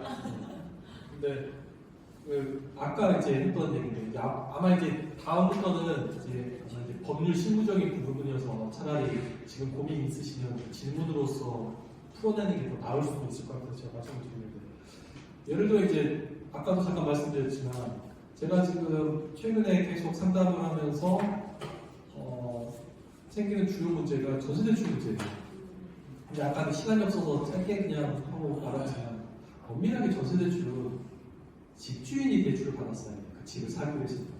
집주인이 대출을 받았어야 하는데 집주인이 돈이 부족하니까 전세금을 한 80%를 빌린단 말이에요. 근데 그 80%에 있어서 전세입자가 다 부담을 못하니까 80%의 80%를 또 세입자가 은행한테 빌리죠. 그러니까 전체 집의 64%를 은행한테 빌리는데 웃긴 거는 집주인은 20%를 가지고 집을 소유하는데 세입자가 64%의 전세대출을 책임지는 구조가 됩니다. 현재 지금 깡통전세 상황에서. 근데 이게 올해 내내 전국적으로 문제가 될 거예요. 근데 이제 이거를 저는 여러 가지 상담을 받는데 사실 이제 민변 조직은 변호사들이 움직이는 조직은 변호사들도 각자 일을 하고 있기 때문에 전국 조직이 못 되잖아요. 그러다 보니까 이런 거는 정말 정의당 같은 정당, 전국 조직 있는 정당에서 문제를 해결을 해야지. 그러면 전세 대출을 아직 말씀을 듣다 보니 저는 엄밀하게 이 부분은 집주인이 책임져야 할 문제라고 생각하는데 집주인이 전세금을 못 돌려주니까 세입자한테 전가되는 구조가 됩니다. 그래서 전세입자들이 항상 전화 오면 불안해하는 게 뭐냐면 나 이거 다 신용불량자 되는 거 아니냐. 이제 그런 문제의식에서 제가 이제 이거에 대한 답을 백두산 변호사님한테 좀 듣고자 지금 강연을 계속 듣고 있는데 지금 듣다 보니 신용회복위원회가 금융기관하고 다 연결이 돼 있다 그러면 결국 전세대출은 다 금융기관이거든요. 채권자가. 그러면 전세대출 문제는 신용회복위원회를 통해서 개인 오프하우스로 한 50% 면책할 수 있는 가능성이 있는 거 아닌가요? 원래 이제 강의를 다 하면 이제 스스로 답을 찾게 하는 시간이 벌써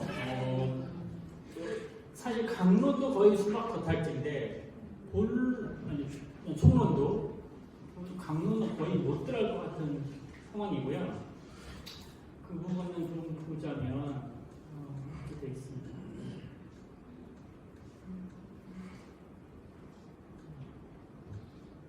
이런 거는 변호사들도 잘 몰라요. 이런 법률 용어는 변호사들한테 맡겨야지. 그러니까 개인 파산의 경우 면책 기각이 되는 사유가 있어요. 파산은 파산 제도가 있고 면책 제도가 있어요. 파산 제도라는 것은 채무 초과 상태 확인, 현재 재산으로 빚을 다 못 갚는 상태에 있다라는 것을 증명하고 확인하는 절차가 파산 절차고, 그래서 그 빚을 어떻게 할래? 안 갚아도 되게 해주는 절차. 그게 이제 면책 제도고 지금 붙어 있어요. 두 개는 다르지만 붙어 있고, 특히 개인 채무자는 면책이 중요해요. 그래야 아까 이제 제로 베이스 친구, 제로 베이스에서 새롭게 경제 활동할 수 있을 거 아니에요. 면책이 안 되면 빚은 그대로 있는 거예요. 네가 지금 못 갚을 상태가 되었어. 경제 그거 확인하고 거기다가 그 상태 끝나면 여러 법적인 제한이 있어요. 공무원이 될 자격도 제한되고, 변호사라든지 변리사 등 전문 자격을 될 자격도 제한되고, 한 200까지 됩니다. 소싸움 할 때 그 소싸움 중 이거 할 자격도 제한되고, 너무 많은 제한이 있으니까 결국 면책, 사실 면책 안에 있는 복권인데 그런 제한되는 개별 법률로 그 신분이 제한되는 것을 회복하는 이 절차가 필요한 건데, 그래서 면책이 이제 그렇게 되면 중요하다고 오히려 개인 채무자는. 면책이 안 될 것 같으면 파산으로 안 들어가는 게 나은 거죠. 지금 구조에서는. 그래서 이 제도를 바꾸자 이렇게 논의가 있어요. 파산자 철폐 제도를 아예 법률 없애자, 이것을 박주민 의원실에서 발의를 했고 이렇게 논의가 있는데, 너무 법이 한 200개 되니까 상임위로 다 쪼개지는 거예요. 법사위 법뿐만이 아니라 문체위법에도 관여되고 그러니까 한 번 해결이 안 되는 그런 어려움이 있는데, 이 부분을 해결해야 되지만 어쨌든 면책이 기각되면 파산 상태 못 갚는 건 알겠어. 그건 알겠고, 그렇다고 해서 면책되는 것은 아니야. 이런 이유로. 가입 못하거나 신청이 좀 성실하지 않아 뭔가 속이는 것 같아. 그래서 빚을 다 못 갚는 건 알겠는데 면책을 못 해주겠어. 이런 면책 사유가 있고 여기에 해당된다면 전세 보증금도 면책이 안 될 거고 당연히 빚이 많다는 건 알겠습니다. 면책 안 될 거고 일반적으로 면책 결정이 나왔어요. 면책 결정이 나온다고 하더라도 그 면책 불허가 되는 이 사유들이 또 있어요. 면책 불허가 되는 사유들. 이런 사유가 없어야만 면책이 돼요. 면책 신청 자체가 기각되는 걸 또 걸어놨죠. 거기다가 이게 어떻게 되면 이러이러한 그러니까 신청이 있으면 면책한다. 다만 이러이러한 사유가 있으면 안 된다. 이런 구조거든요. 이러이러한 사유가 없어야만 면책을 허가해 준다. 뭐냐? 사기 파산죄 등 여기 정한 법에 해당하 있으면 당신 파산 상태인 건 알겠고 그건 이제 선고를 했지만 면책은 안 돼. 이렇게 한다는 거고요. 신용거래로 즉 1년 전에 파산 원인이 있음에도 불구하고 이건 이제 빚의 규모를 고의로 많이 키웠다. 이런 거를 이제 제재하는 거죠. 그다음 허위의 채권자 목록, 이런 신청 과정에서 허위의 진술 설명을 했다. 이런 것도 면책이 안 되고 이 4번은 좀 중요한데요. 파산 절차로 면책됐으면 그 면책받은 날로부터 7년이 경과되지 않으면 다시 면책을 못해요. 그러니까 파산은 7년 한 번 이용할 수 있다 이렇게 볼 수 있는 거죠. 반대로 자주 쓸 수 있는 그러니까 좀 기회가 될 때 막 써야 되는데 평생 해도 몇 번 못 써요. 근데 그렇게 평생 쓸 만큼 계속 망하기 어려워요. 두세 번 망하면 다 또 성공하고 도움을 주기 때문에 미국이 딱 그렇기 때문에 이대로 되게 강화하는 거예요. 뭐 스타트업들도 다 두 번, 세 번 망하고 세 번째는 뭐 미국을 먹여 살릴 정도가 아니라 전 세계를 움직일 정도의 기업들이 나와버리니까 이거에 대한 그 신뢰나 그렇게 강한 거죠. 파산제도가 얼마나 미국 사회의 주요 기능을 하는지. 경제 2008년 서브프라임 모기 이론에서도 그 사태 이후에도 신속하게 회복된 게 주요하게 이 제도가 있었다는 거예요. 빚을 털어주니까 몇 년 지나니까 다시 살아나더라, 회복이 되더라. 너무너무 강한 경험을 갖고 이걸 이제 유지하는 거죠. 우리는 찾고 옥죄는 거죠. 이래서 안 돼, 저래서 안 돼. 그 다음에 개인회생, 이거 이제 3년, 5년 나눠 갚는 거라고 그랬잖아요. 그렇게 해서 면책된 경우는 5년. 경과에 못 갖고 결국 개인회생은 5년에 한 번, 파산 7년에 한 번. 이거 지나지 않으면 면책 자체가 안 되니까 파산제도로는 못 들어온다. 이런 거고요. 물론 회생은 또 다르고요. 회생은 그렇죠. 채무자 의무 법률에 위반했거나 과다한 낭비 도박, 그 밖에 사행행위 이것도 면책 불허 사유를 굉장히 면책이 안 되는 사유도 많죠. 근데 면책 결정은 딱 나왔어요. 그래, 네가 당신 신고한 채권자 목록에 있는 것 채무 다 면책 결정했어. 했다고 하더라도 비면책 채권이 있습니다. 100가지의 채권, 신권 100가지 채권이 있는데 100가지 채권 중에서 다른 건 다 안 갚아도 돼. 갚는다고 문제는 아닙니다. 안 갚아도 된다라는 것이지 갚는 게 뭐 위법하거나 그런 건 아니죠. 형편적으로 갚을 수도 있겠죠. 근데 안 갚아도 되는데 요건 갚아야 돼. 면책 결정이 나왔다고 하더라도. 즉 이거 조세, 세금, 국가는 안 갚아야죠. 이것만 가뜩 있는 분들도 있어요. 그래서 이것도 면책 대상이 되도록 좀 조정해야 되는 거 아니냐. 이 실효성 위해서. 근데 이제 세금이니까 더 이제 사회적인 논의가 많이 필요하고 여러 가지 이제 의견이 많겠죠. 좀 저항이 많은 영역이겠죠. 근데 이게 필요성은 현실적 필요성은 굉장히 있다. 조세 채권도 면책 채권에 포함될 현실적 필요성은 꽤 있다. 그러나 사회적이 좀 강할 수밖에 없어서 논의 순서에서는 항상 좀 뒤져져 있다. 이렇게 볼 수 있고 벌금, 형사적인 범죄 행위를 통해서 부과되는 거 그렇잖아요. 전두환, 노태우, 이명박은 사면 받아서 벌금 없어졌잖아요. 더 센 거지 사면은 말도 안 되게. 이 파산에 들어가도 벌금 면책 안 되는데, 그러니까 이건 당연히 그렇게 할 필요성이 있잖아요. 형사제도에 따른 그 채권을 면책해주는 것은 좀 사회적으로 바람직하지 않다. 볼 수 있고 민사적으로 채무자 고의로 관한 불법행위 누가 일부러 사람을 이제 폭행했어요. 폭행에서는 이제 돈을 물어줘야 될 거 아니에요. 근데 그 채권은 면책이 안 되는 거죠. 이것도 면책되면 좀 안 되잖아요. 그럼 막 다 한편 이 고의로 이제 폭행을 하고 난 나 이제 돈 없으니까 파산할래 안 물어도 돼 이렇게 하게 둘 수는 없기 때문에 이런 것들 또 채무자가 중대한 고의를 한 건 아닌데 타인의 생명 또는 신체를 침해한 불법행위에서 발생한 손해 이런 거죠. 뭐 교통사고인데 음주운전을 한다거나 주황선 침범하는 이렇게 해서 사람의 생명을 앗아간 경우 그때 이제 갚아줘야 될 손해배상 채무 이런 것들은 고의를 한 건 아니지만 거의 고의에 준한 불법행위다 이렇게 보는 거죠. 난 노동자 임금퇴직금 재보상금도 사용자가 파산 면책 나 사용자지만 돈이 없어 못 갚아 라고 해서 파산 면책에 들어와서 면책 결정을 받았다고 하더라도 근로자의 임금퇴직금 재보상금은 면책이 아니에요. 이건 갚아야 돼요.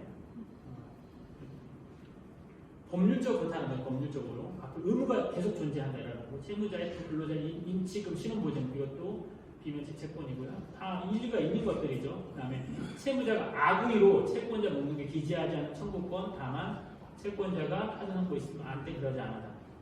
내가 A라는 채권자한테 빚이 있을 걸 일부러 고의로 빼놨어요. 알려주지도 않고 이런 경우에는 그 악의로 빼는 채권은 면책되지 않기 때문에 면책 결정이 있었다 하더라도 그 채권은 갚아야 된다라는 거고요.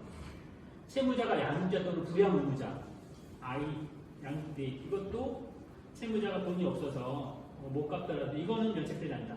너 형평가 어쨌든 갚을 의무는 있으니까 실제 지급할 수 있을지 그건 변론이잖아요. 실제 돈이 없으면 아무리 뭐 이런 의무가 있더라도 이행 못하는 거겠지만 법률적으로 이것을 면책의 대상으로 넣지는 않는다는 것이고 요것도 있었어요. 취업부 학자금 상환 특별법에 따른 취업부 상환 학자금 대출 원리금 요게 중간에 들어갔다가 작년에가 빠졌어요. 작년에. 그래서 요 취업부 학자금 상환 특별법에 따른 취업부 상환 학자금 대출 원리금 채권도 지금은 면책 채권이에요. 지금은 삭제 폐지했기 때문에 예전에는 왜 이게 들어갔었냐면 이 취업부 상환 학자금 대출의 구조 자체가 회생적 요소가 있어요. 형편이 즉 소득이 발생할 때부터 갚아 이런 거거든요. 그동안 소득이 발생 직장이 없고 소득이 없으면 안 갚아도 돼. 생기면 나눠서 갚아 이런 그 회생적 요소를 담아서 설계해놓은 것이라 그러면 이거 파산 면책 받더라도 이건 면책되지 않도록 해야 되는 거 아니야? 이런 논의가 있어서 들어왔다가 아니 이거 계속 또 그런 구조는 알겠지만 본질적으로 비면책 채권에 묶어두는 것이 결코 현실적으로 바람직하지 않다. 그렇게 봐서 이건 삭제되어서 현재는 8가지의 채권은 면책 결정을 받더라도 면책되지 않는다. 그러면 얘기한 것처럼 여기에 해당되느냐 또 아니면 특별법에 이 채무자 회복 말고 특별법에 이러이러 채권은 면책되지 않는 이렇게 되어 있느냐 이걸 봐야 되는 거죠. 면책 여부 결정은 면책 결정까지 나와야 되고 면책 결정이 나온 다음에 여기에 해당되느냐 안 하느냐 여기 해당되지 않는 채권은 면책이 되는 거다. 갚을 책임이 없다. 라는 거고요. 이게 이제 개인 파산에서 이렇게 돼 있고 개인 회생은 또 이 면책, 비면책 채권이 약간 다르네요. 그것까지만 일단 보여드리고 정리해야 될 것 같은데 다른 이유는 뭐냐면 개인 회생은 3년에서 5년 동안 나눠 갚으니까 그거 약간 고려해서 면책법은 약간 다릅니다. 그것도 이제 장점이 좀 있는 거고 대체로는 비슷한데 약간 다른 점이 있어서 그거를 보여드렸습니다.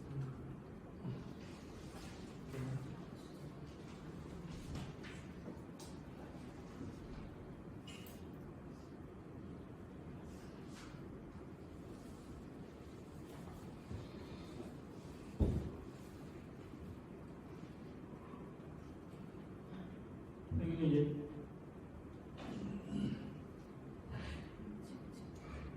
이것도 제가 수정하는 과정에서 약간 좀 잘못됐는데요. 면책을 허가하지 않는 면책 결정을 이제 하는데 재량 면책이 좀 있습니다. 즉 요건을 가시지 못해.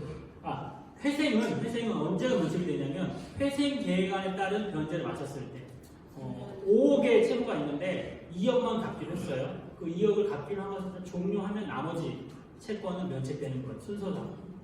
일단 갚기로 하면서 다 갚아야 직권, 법원의 직권 또는 채무자의 신청으로 면책 신청을 통해서 그러니까 직권을 하거나 채무자의 면책 신청을 통해서 면책 결정을 받을 수가 있는 거고 그래야 이제 면책의 효력이 발생하는 거죠. 안 갚아도 되는 효력이 발생하는 건데요. 근데 또 예외적으로 뭐 특별한 사정이 있을 때 변제 계획안대로 다 이행하는 건 쉽지 않고 뭐 상당 부분 한 변제 계획안 한 7, 80%는 갚았는데 20% 못 갚게 된 이유가 다시 경제 상황이 더 악화됐어.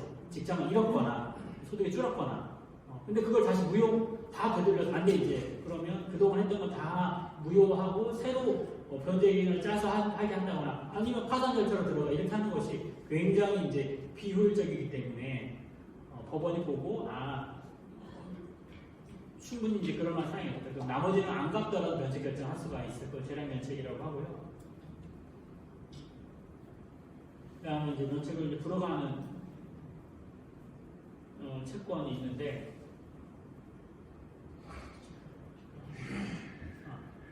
여기서 이제 면책 채권이 아니라 비면책 채권입니다. 면책 결정을 받았는데 요 변제기에 따라 남는 것, 변제한 것은 당연히 변제 효력이 있고 남는 것이 이제 그 면책 대상이 되는 건데 그 면책할 거냐 말 거냐인데 면책 결정을 해서 신청을 해서 면책 결정을 받으면 남는 채무는 다 면책, 안 갚아도 되는 갚는다고 해서 문제되지는 않은 안 갚아도 되는 것이고 그런데 또 그 중에 면책 결정을 받았다고 하더라도 면책의 효력이 미치지 않는 비면책 채권이 있다. 이 표현이 여기가 B자가 생략되네요. 누락됐네, 누락. 생략이 아니라. 누락되어 있는 비면책 채권입니다. 개인회생은 요거 이제 중요한 특징인데 개인회생 채권자 문과 기재되지 않은 청구권. 왜 이걸 두냐면 개인회생, 그러니까 회생은 채권자의 동의 절차를 두기 때문에 이런 규정이 없어요. 개인회생은 채권자가 동의하지 않더라도 채권자 목록에 들어가고 있는 채권을 변제 계획안에 따라서 줄여요. 조정이 된단 말이죠. 그러니까 채무자에게 이런 제한을 두는 거예요. 대신에 성실하게 다 찾아내서 누락되지 않도록 채권자가 누락되지 않도록 조심해야 돼. 안 그러면 실수로라도 이 목록에 기재하지 않는 채권이 있다면 그것은 면책되지 않아. 그러니까 개인회생에서는 이걸 굉장히 중요하게 생각해야 돼요. 실수하지 않게 채권 다 찾아내야 되는 거죠. 이게 사실 실무에서 많이 문제가 돼요. 모르는 경우가 많거든요. 우리는 여러 기관에서 빌리기 때문에 한 은행이나 한 대부분에서 빌리는 게 아니라 여러 빌리고 사업이 이제 자영업 이런 게 어려워지다 보면 여기저기 빌리고 뭐 도망 다니고 이러다 보면 어딘지 모른단 말이에요. 누락되는 경우가 심심치 않게 생기고 이제 그래서 이게 나중에 면책 결정을 받았지만 그 누락된 것 때문에 통으로 몇억 이런 것들이 이제 이자까지 늘어나서 다 갚아야 되는 절차 전체가 무용해지는 일이 생길 수 있기 때문에 그 부분은 이제 주의하게 봐야 된다라는 말씀을 드리고 조세 중에서 개인회생의 조세 채권 일부도 면책이 돼요. 전부가 아니라 부와 같이 있어요. 개별 소득. 이건 뭐냐? 원래 채무자가 지고 있는 채무가 아니라 남이 내야 될 거 대신 내주는 거잖아요. 그래서 뭐 원래 채무자의 채무는 어떻게 하면 조정이 되는 거냐? 변제 계획안에 반영을 해요. 먼저 우선해서 채무를 먼저 갚고, 근데 물론 먼저 변제해야 되는 조세 채권이 너무 많아서 그 일반 채권 갚기도 어렵다라고 하면 그것도 이제 변제 계획안 인가되는데 장애가 되는데 어쨌든 원칙적으로 개인회생의 조세 채권도 여기서 제한해놓은 거, 여기서 빼놓은 거 빼고는 조세 채권도 면책 대상이 된다. 다만 실무적으로는 일반 채권에 앞서서 조세 채권 면제, 3년이면 한 1년은 먼저 조세 채권을 싹 다 갚고 나머지 2년으로 나머지 채권을 어떤 비율에 따라서 전체 채권의 10%면 10%, 20% 비율에 따라서 갚아나가는 식으로 변제 계획안을 짜고 그대로 하면 되고 물론 조세권이 너무 많아서 변제 계획안이 안 나올 수도 있죠. 그럴 수도 있지만 원리적으로는 가능하다. 조세권의 일부도 면책 대상이 된다. 다만 이런 것들 원래 채무자의 채무가 아니라 다른 사람이 또 갖고 있다가 대신 내야 될 거. 이거까지 빼주진 않는다. 이렇게 이해하시면 수월하고요. 이거 이제 타산하고 똑같죠. 이건 형사적인 제재금을 빼줄 수는 없다. 그건 면책되지 않는다. 보고 이거 똑같죠. 채무자 고의로 간 불법행위. 사람 일부러 때려놓고 손해배상 해줘야 되는데 이거 그런 채무도 면책되지는 않는다라는 거예요. 이거 똑같습니다. 요거까지 똑같고 그냥 앞에 이 부분이 좀 다른 거죠. 요 부분 제일 중요하고 조세 채무도 여기를 제외한 부분은 다 면책된다. 대신 요 면책 안 되는 채무가 저 채무 뭔지 봐야 되는 거. 그 부분. 그러니까 파산 절차로 들어오든 회생 절차로 들어오든 이 면책 채권, 비면책 채권이 아닌 채권은 다 조정이 된다라는 것이고 아까 이제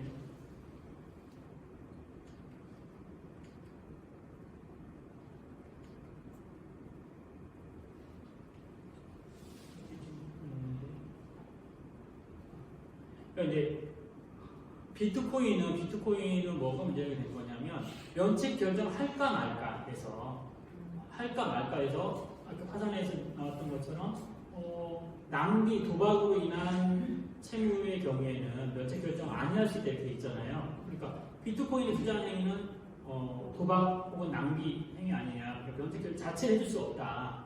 이제 이런 거였고, 근데 그런 것들이 이제 문제가 되니까 그걸로 인해서 면책 결정을 전체를 안 하게 되면 이 제도의 기능 자체가 축소되고 아직 비트코인이 사회적으로 어떻게 수용될지가 확정되지 않은 상태에서 이 절차에서만 그렇게 제재를 하는 게 정당하냐 이런 반론이 많아서 그런 것을 반영해서 비트코인 등 아직 제도 내 확보에 들어오지 않은 어떤 금융 유사의 상품, 유사의 어떤 것 투자한 손실 본 것도 손실 본 그대로 인정해주고 나머지 그 절차를 진행하겠다라는 거고요. 물론 개인의 변제기간 짤 때 고려나 방안 이런 것도 여러 쟁점이 있을 수 있는데 본질적으로 그런 거다. 그것을 제재할 거냐면 약간 그 비트코인 등 사회성이 높은 것에 투자한 행위를 어느 정도로 용인할 거냐 이 파산 제도에서 이런 이제 쟁점인 거죠. 근데 저는 그런 걸 따질 이유가 없다. 범죄가 아니지 않느냐. 범죄가 아닌 행위를 왜 그렇게 시시콜콜 따져서 제도를 자꾸 작동하지 못하도록 하느냐. 혹시 더 문제라도 이렇게 기회가 있을 때마다 인터뷰도 하고 상담할 때도 그렇게 해서 진행하려고 하고 이렇게 하고 있고요. 그러니까 결론적으로는 전세보증금 채권도 그렇고 그 구조가 무엇이냐에 따라서 다를 수는 있겠지만 누가 채무자이냐의 문제는 있을 수 있겠지만 이 절차 파산 혹은 개인회생 절차에서 면책 불허가 대상이 아니거나 불허가 아예 면책을 하지 않아야 될 사유가 있거나 그게 아니라 면책 결정을 했더라도 비면책 채권, 면책되지 않는 채권에 포함되지 않는다면 면책 대상은 된다. 이제 그것 이상의 정책적으로 더 과감하게 줄이거나 근데 주택담보대출 특수성, 주거권과 붙어있는 것에 대한 특수성을 감안해서 다른 제도를 설계하는 것, 그것은 이제 변론으로 하고 이 제도 안에서는 흡수할 여지가 있다. 안에서 흡수할 여지가 있다.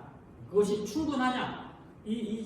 현재 문제를 해결하는 충분하냐? 그것에 대해서는 검토해 볼 수 있겠죠. 그런데 이 제도를 적극적으로 이 제도 안에서 적극적인 활용을 통해 충분히 저는 흡수 가능하다. 이렇게 보는 입장이고요. 이걸 좁혀서 자꾸 해서 이건 안 돼, 이건 안 돼. 이런 관점에서는 안 될 수도 있겠죠. 근데 저는 이 기존의 제도 안에서 법원 실무가 제한하는 거지 법에서 제한하고 있지는 않거든요. 그래서 그걸 법에 있는 그대로, 법의 취지대로 운영하면 상당 부분 이 문제는 잘 흡수해서 처리할 수 있다. 다만 현재 전체적인 가계부채 문제가 심각하기 때문에 한시법을 만들어서 조금 더 이걸 왜냐면 법원에 맡겨도 자꾸 심사하고 이건 되냐 안 되냐 이렇게 하니까 못 믿겠다. 특별법을 하나 만들어서 심사를 더 간이하게 하고 속도를 이제 제한해서 심사 기간이라든지 이런 요건을 제한해서 요건 심사 기간을 단축해서 더 빠른 시간에 더 과감하게 파산 결정을 할 수 있도록 하는 특별법을 만들어서 한 3년 정도 운영할 필요는 또 충분히 있다. 그 얘기도 벌써 한 10년 정도 주장을 했는데 아까 봤듯이 추세가 계속 올라가고 있잖아요. 우리 국민들이 그래도 뭐 어떻게든 갖고 있어서 연체율이 떨어져서 그렇지 이 문제가 아니라 이렇게 볼 수가 없거든요. 그냥 버티고 있는 거지. 그래서 그런 이제 한시법을 만드는 거 그런 거 고민해 볼 수가 있다. 그거 할 수 있고 법원이 이 실무를 또 융통 더 확고하게 문을 열어서 파산 현상의 대상자, 특히 파산 절차를 통해서 신속하고 과감하게 파산 면책이 될 수 있도록 실무 운영을 촉구하고 협의할 수 있다. 이런 것이고요. 그리고 뭐 이제 정부 차원에서는 그 배드뱅크, 국민행복기금이나 새출발기금이 와서도 그 부실한 채권 사와가지고 추심하네 뭐하네 뭐 법적 처리하고 뭐 소멸시간 연장하는 소송을 이렇게 할 게 아니라 바로 상각. 그만큼 이제 재정이 약간 떠안는 거죠. 그거에 대비 비교를 해보면 그렇게 떠안아서 상각하는 게 국가 전체, 국민 전체의 어떤 효용성 면에서 높기 때문에 그걸 하는 거고 사실 지금 정부도 그 뭐 청년들의 채무를 좀 감해주고 이런 얘기를 하잖아요. 그래서 그걸 위해서 새출발기금도 만들어서 운영하겠다라고 하는데 보수 정부임에도 불구하고 그런 얘기를 할 수밖에 없는 것은 이건 보편적인 원리라는 거죠. 빈 문제를 해결하는. 그러니까 이것을 쉽게 뒤로 되돌리지 못하는 거고 오히려 확대를 좀 하려고 하는 경향은 분명히 가지고 있다. 그렇기 때문에 입법적인 측면, 법원의 실무 개선, 그다음에 행정부가 적극적으로 상각하는 방식의 그 배드뱅크 운영 이런 방식으로 접근할 수가 있고 그런 논의 테이블을 만들어서 지금 제도로 부족한 게 무엇인지 찾아서 특별법 만들거나 아니면 특례를 설정할 수는 있겠다라는 거죠. 네. 일단 그러면 잠깐만요. 되게 좋은 사실 제가 이 제안을 민변에서 한 열흘 전에 했는데 답을 못 얻어서 오늘 답을 얻은 거예요. 그리고 이제 그 참고로 이번 주 수요일 날 진행했던 미추홀구 그 후순위 전세자기 발제문 한번 구해보세요. 거기 보시면 제가 나름 머리를 써가지고 사회적 재난이다 이 전세자기하고 확定전세는 그 논리가 이렇게 빌드업이 되어 있습니다. 그걸 보시면 제가 지금 이제 결론은 지금 된다는 얘기인데 그러면 이거를 정의당에서 사업을 해주시면 좋아요. 왜 그러냐면 전세자기 세입자분들은 깡통전세 세입자분들은 어떻게든 이 빚을 자기가 갚아야 한다고 생각을 해요. 임대인이 못 갚았으면 하고 그러면 이거를 알려주고 이거에 대해서 면책될 수 있다라고 얘기하고 그다음에 이제 백준호 변호사님 답은 말씀을 해주시고 제가 하나 던진 거에 대해서 답을 안 해주셨는데 신용예보위원회에서 개인 먹고 와서 하면 이 부분만 금융이 상하기 때문에 이 부분만 전세대출 부분에 대해서 정리할 수 있을 것 같거든요. 근데 저희가 하려면 저희는 사실 임변 변호사 10분이서 이 일을 해요. 그럼 저희가 하려면 너무 힘들잖아요. 근데 그봐 막 정의당은 조국 조직이 있고 또 정의당을 넘어서 민주당하고 혹시 싸움이 같이 되면 전세대출을 빨리 정리해주지 않으면 이분들은 다 본인이 잘못해서 이 돈을 못 갚는다고 생각을 하세요. 제가 봤을 때 그분들의 실수는 하나도 없거든요. 그냥 금리가 낮아서 전세값이 올라갔을 뿐이고 그거에 따라서 전세를 순간히 빌려줄 뿐이에요. 원래 집주인이 빌려서 할 뿐이고. 이 사업을 좀 해주시면 좋겠어요. 아마 올해 내내 전세대출이 큰 문제가 될 거기 때문에 이렇게 머리를 정리하다 보니까 되는 거구만 이제까지 이거 안 알려주고. 네네네. 이게 이제 오늘은 굉장히 개념 이해부터 법률부터 지금 현재 상황에 대한 주요 이슈에 대한 상황에 대한 그 민생 상담, 이제 부동산이나 개인 회생 파산 이걸 중심으로 했는데 실제로 이제 저희가 이제 현장으로 들어가서 동네에서 민생 상담 현수막을 걸게 되죠. 네. 이제 상담 주체가 이제 접수받은 주체가 이제 위원장이나 민생센터장이 되지 않습니까? 네. 그러면 대부분 이제 전화를 먼저 하세요. 그래서 이제 저는 이제 이걸 이제 현장에서 어떤 대처를 어떻게 잘 했으면 좋겠다. 1차적으로 이런 것도 좀 가르쳐 주셨으면 좋겠는데 대부분 전화 오시는 분들이 뭔가 속이는 것 같은 느낌. 네. 그러니까 조심스러워서 전화를 하시는 거지만 본인의 어떤 것은 속이고 이걸 하는 것처럼 느껴지게 이제 전화를 하시거든요. 근데 그런 것들이 느껴지고 두 번째는 아까 이제 윤리적인 문제에 대한 답답함이 있습니다. 듣다 보면 그 사람은 왜 이걸 해줘야 되나? 뭐 이런 이제 혼돈에 빠지거든요. 근데 그럼에도 불구하고 효능감이라든지 이 제도 자체가 그런 여러 가지 문제가 있음에도 불구하고 또 그런 사람들이 오죽했으면 저희가 민생생활을 찾았겠느냐 이런 마음으로 의지를 내는데 기본적으로 이런 상담을 하는 분들이 가져야 될 기본 자세와 생각은 뭐고 그랬을 때는 어떤 절차로 전화로 하면 이게 쉽지가 않거든요. 그러면 어떤 상담의 스킬이 조금은 그래도 필요한지 물론 변호사님들도 의뢰가 왔을 때 이제 네. 그런 과정들은 아마 똑같을 거라고 생각하는데 한번 짧게 그런 팁도 좀 주시면 좋지 않을까 생각이 들어서 정의당에서 어떤 이제 사업 구조를 짜고 있는지 모르겠는데 좀 협력을 구해보신 적이 이런 단체가 있는 거죠. 자세한 뭐 이제 이거 검색을 해보시면 많이 나오고 서울은 이제 서울복지상담센터가 창립돼서 가능한 2013년부터 활용이 되고 있어요. 네. 그러니까 이런데 노하우 좀 들어보시면 되고 지금 말씀하시는 정도의 얘기는 상당히 높은 수준의 지식과 경험을 요구하는 것이기 때문에 계속 연말을 할 수밖에 없겠죠. 근데 그러니까 이제 지향이 무엇이냐? 뭔가 좀 효율적으로 이런 데는 좀 뭐 협업을 하는 게 낫지 않을까? 아니면 여기 보내는 방법도 있겠죠. 초벌 상담을 한 다음에 전문적인 여기를 가봐라. 여기는 상담도 해주고 그리고 파산회생 신청서도 대신 작성해주고 법원에도 신청서 제출해주고 그런 트랙이 있기 때문에 여기도 그렇고요.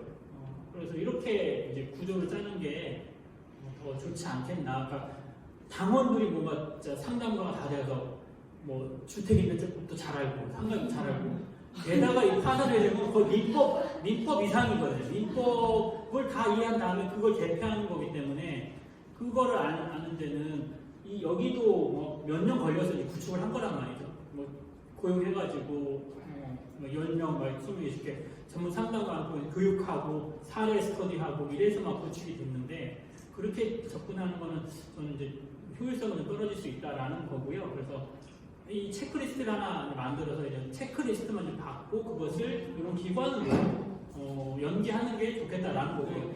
두 번째는 이제 중요한 제목이 우리 모두 다 빚진 사람들입니다. 태초 이 우주와 우리 간단히 우리 부모에게 빚지고 우리 모든 사람이 서로 빚지고 있는 거죠. 그러니까 연대가 중요한 것이고 그런 관점 모두가 빚지고 있고 그 누구도 그 빚을 다 갖고 있지 않다. 그런데 인간의 지은 그 빚은 금융기관이 채무자에게 지은 그 빚은 평생 노동 능력이 없음에도 당장 갚지 못함에도 불구하고 갚을 수 없는 그 조건에도 불구하고 영구불변하게 채무라는 족쇄는 존재해야 되는 것이냐. 어떤 경우를 쳤다. 물론 다 정해놨잖아요. 범죄로 인한 거, 악이 어떤 과실 중에서도 이 악을 볼 수 이런 다 사회적으로 필요한 범위 내에서 비면책 채권을 정해놨단 말이죠. 그런 게 아니라면 그런 것들이 아니라면 파산면책 하는 것이 맞고 그리고 우리가 인간을 심판할 권한이 전혀 없기 때문에 이 경제적 시스템으로 가야 됩니다. 경제적 어려움을 겪고 있는 것이고 그걸 해결하는 유용한 도구가 파산회생 제도고 채무 제도이다. 거기에 이제 하지 이 사람이 왜 그 돈 어디에 썼고 뭔가 속임 같고 이것을 우리가 따질 이유가 없고 이미 신청이 들어가면 잘 법원에서 거를 것이 그 전에 전문 기관들에서 추가적인 이제 신청 상담을 하게 되면 상당 부분 남용될 수 있는 소지들, 제도가 남용될 수 있는 소지들은 걸러지기 때문에 그런 걱정은 할 필요가 없고 당연히 따뜻한 마음으로 사랑을 보듬고 잘 상담해주고 해결될 수 있다. 희망을 갖고 잘 살아보자. 이렇게 이제 하는 게 이 학교나 상담하는 과정에서는 필요하고 아주 중요한 것인 거죠. 사람을 살리는 얘기인 거죠. 그래서 제가 제안을 하나 드리면 그걸 한번 해보시면 좋을 것 같아요. 그러니까 저희는 10명이서 하기 때문에 이제 막 미추홀구처럼 막 문제가 터지면 이제 그에 대해 확 집중을 하는데 일상적인 거 못하는데 올해 1년 동안 정의당은 다른 정당이기 때문에 현수막이 가능하잖아요. 전세대출로 인한 고통을 얻으신 분만 해도 제가 알기로는 지금 인천 미추홀구, 그다음에 강서구 화곡동, 그다음에 지금 관악구 신림동 지금 이제 숫자적으로 저한테 지금 상담이 들어오는 거거든요. 근데 사실 제가 감당을 못해요. 지금 이번 주도 감당을 못하는 상황인데, 근데 그거를 정의당에는 당원 조직 어떤 이런 게 있잖아요.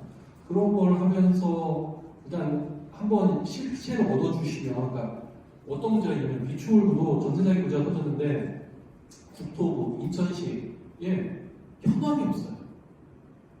도대체 전세자기 현황이 몇 명이고 이걸 다 그냥 그 세입자 대책위에서 본인들이 막 이렇게 카톡, SNS로 파악을 하고 있는 거지 현황 파악을 안 해요. 그래서 제가 발표 때도 그 미추홀 건도 발표자를 받아라는 게 발표 때도 전세대출 현황이 없다. 근데 이분들은 한국적 정서잖아요. 내가 돈을 들여서 내가 돈을 못 갚았으니까. 저는 그거에 대한 합리적 합리화 근거로 이건 사회적 재난이기 때문에 당신 책임이 아니라고 얘기하는 거예요. 그래서 인생센터에서 올해는 그걸 좀 한번 해보시면 어떨까요? 전세대출에 대해서 고통을 겪으신 분 상담해드립니다. 이렇게 하면 저는 서울, 경기, 인천 꽤 나올 것 같아요. 그러면 만약에 거기서 어느 정도 문제가 모아지시면 저희가 그거에 대해서 대책 마련할 수 있죠. 변호사들 열심히 모여서. 근데 저희가 예를 들어 정당 민생센터 한 10,000명의 상담을 했다. 저희가 10,000명 상담 못해요.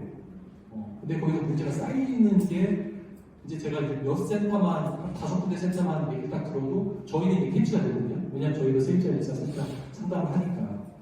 그런 식의 사업을 한번 해주시면 좋을 것 같고, 아까 이제 그 말씀 거 정의당에서 민생센터에서 2차 상담하시면 예를 들어 미묘한 부분, 아까 제가 몇 개의 케이스를 말씀드렸다시피 미묘한 부분 같은 경우는 세입자 일사 변호사한테 넘겨주시는 게 좋고, 만약에 이제 이런 주거 관련한 채무가 아닌 뭐 이런 금융 관련 채무면 한국파산회생 변호사회 일상적인 생각 여기도 이제 공익 상담 기능이 있습니다. 저희가 다른 단체에서 지원을 받아서 상담하는 변호사는 그 단체 소출을 상담비를 받고 상담을 희망하는 상담자는 무료로 하는. 그렇게 해서 이 정당이 할 수 있는 현수화 기능을 최대한 좀 살려보시면 어떨까요? 이제 저한테 그게 필요해요. 왜냐하면 제가 다 상담할 수가 없어요. 근데 그 고통이 너무 보이는 거죠. 실제로 이제 파산을 상담하려면, 그러니까 오늘 들은 얘기 정도로 상담을 할 수가 없고요. 제도를 이제 알아야 되잖아요. 절차도 알고. 네. 전세대출 가능해요. 당신 전세대출 있느냐? 왜못 받느냐? 집주인이 못 받느냐? 오케이. 그럼 그분들이 다 피해자고요. 그분들만 정리해주시면 돼요. 그래서 이제 이게 좀 어려운 부분이죠. 이제 우리가 주택은 임대차도 해보고, 뭐 자영업하는 분들은 상가도 임대차 해보고 하지만 이거는 개인이 1년에 평생 한 번 할까 말까 한 거고, 주변 사람들도 뭐 부끄러워서 말 못하는 상황이 그런 이제 현실이 있는 거고, 그러니까 그리고 법 제도적으로 좀 어렵거든요. 법률 자체도 조문 한 600개 넘거든요. 그러니까 이거 전문성을 이제 형성하려면 상당한 이제 기간 커리큘럼을 가지고 연구를 하고 사례도 하고 이렇게 장기간 이제 구축을 해야 되는 영역일 수밖에 없다. 제도 자체가. 그러니까 그런 이제 계획을 가지고 그럼 새로운 그런 뭐 교육 과정을 쌓을 것인지, 그렇게 해서 뭔가 그럼 구축하면 되게 오래 갈 거냐. 그것도 사실은 담보기가 쉽지가 않거든요. 그러니까 그 전문 센터를 만들 정도, 파산회생 혹은 채무상담 센터를 상시적으로 둘 정도의 이제 장기적인 전망과 비전을 가지고 한다면 의미가 있을 텐데, 단기적으로 어떤 지금의 이제 그 상황에 맞게 대응하기 위한 시의적인 어떤 대응을 위해서 이 많은 노력을 들여서 구축하는 것이 적절한지 판단이 필요한 거고, 다만 이제 공부도 하고 어쨌든 여러 가지 이슈에서 금융, 특히 빚 이슈는 앞으로도 중요할 거기 때문에 그런 것들을 위해서라도 공부는 차근히 해놓고 실력을 향상하는 과정을 이제 만들어보자, 이럴 수는 있을 것 같아요. 그래서 이 부분, 파산회생 부분은 어떤 전망을 가지고 이걸 준비할 거냐, 이런 것들이 좀 필요할 것 같고, 그에 맞는 그 교육 과정도 추가로 좀 필요하지 않겠나 생각이 되고요.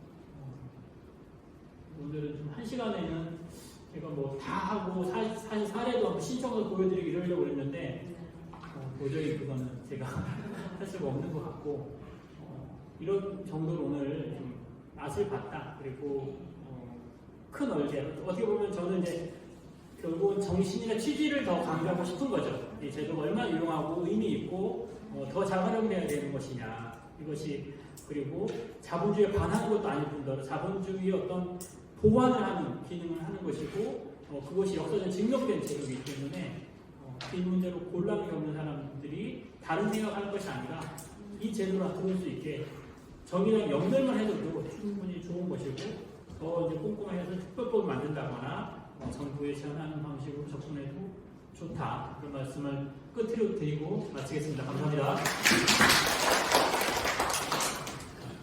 이제 제 시간인데요. 제가 10분만 이야기 드리겠습니다. 약간 고민되시는 것들을 해결해 드리려고. 네. 아까 그 말씀하신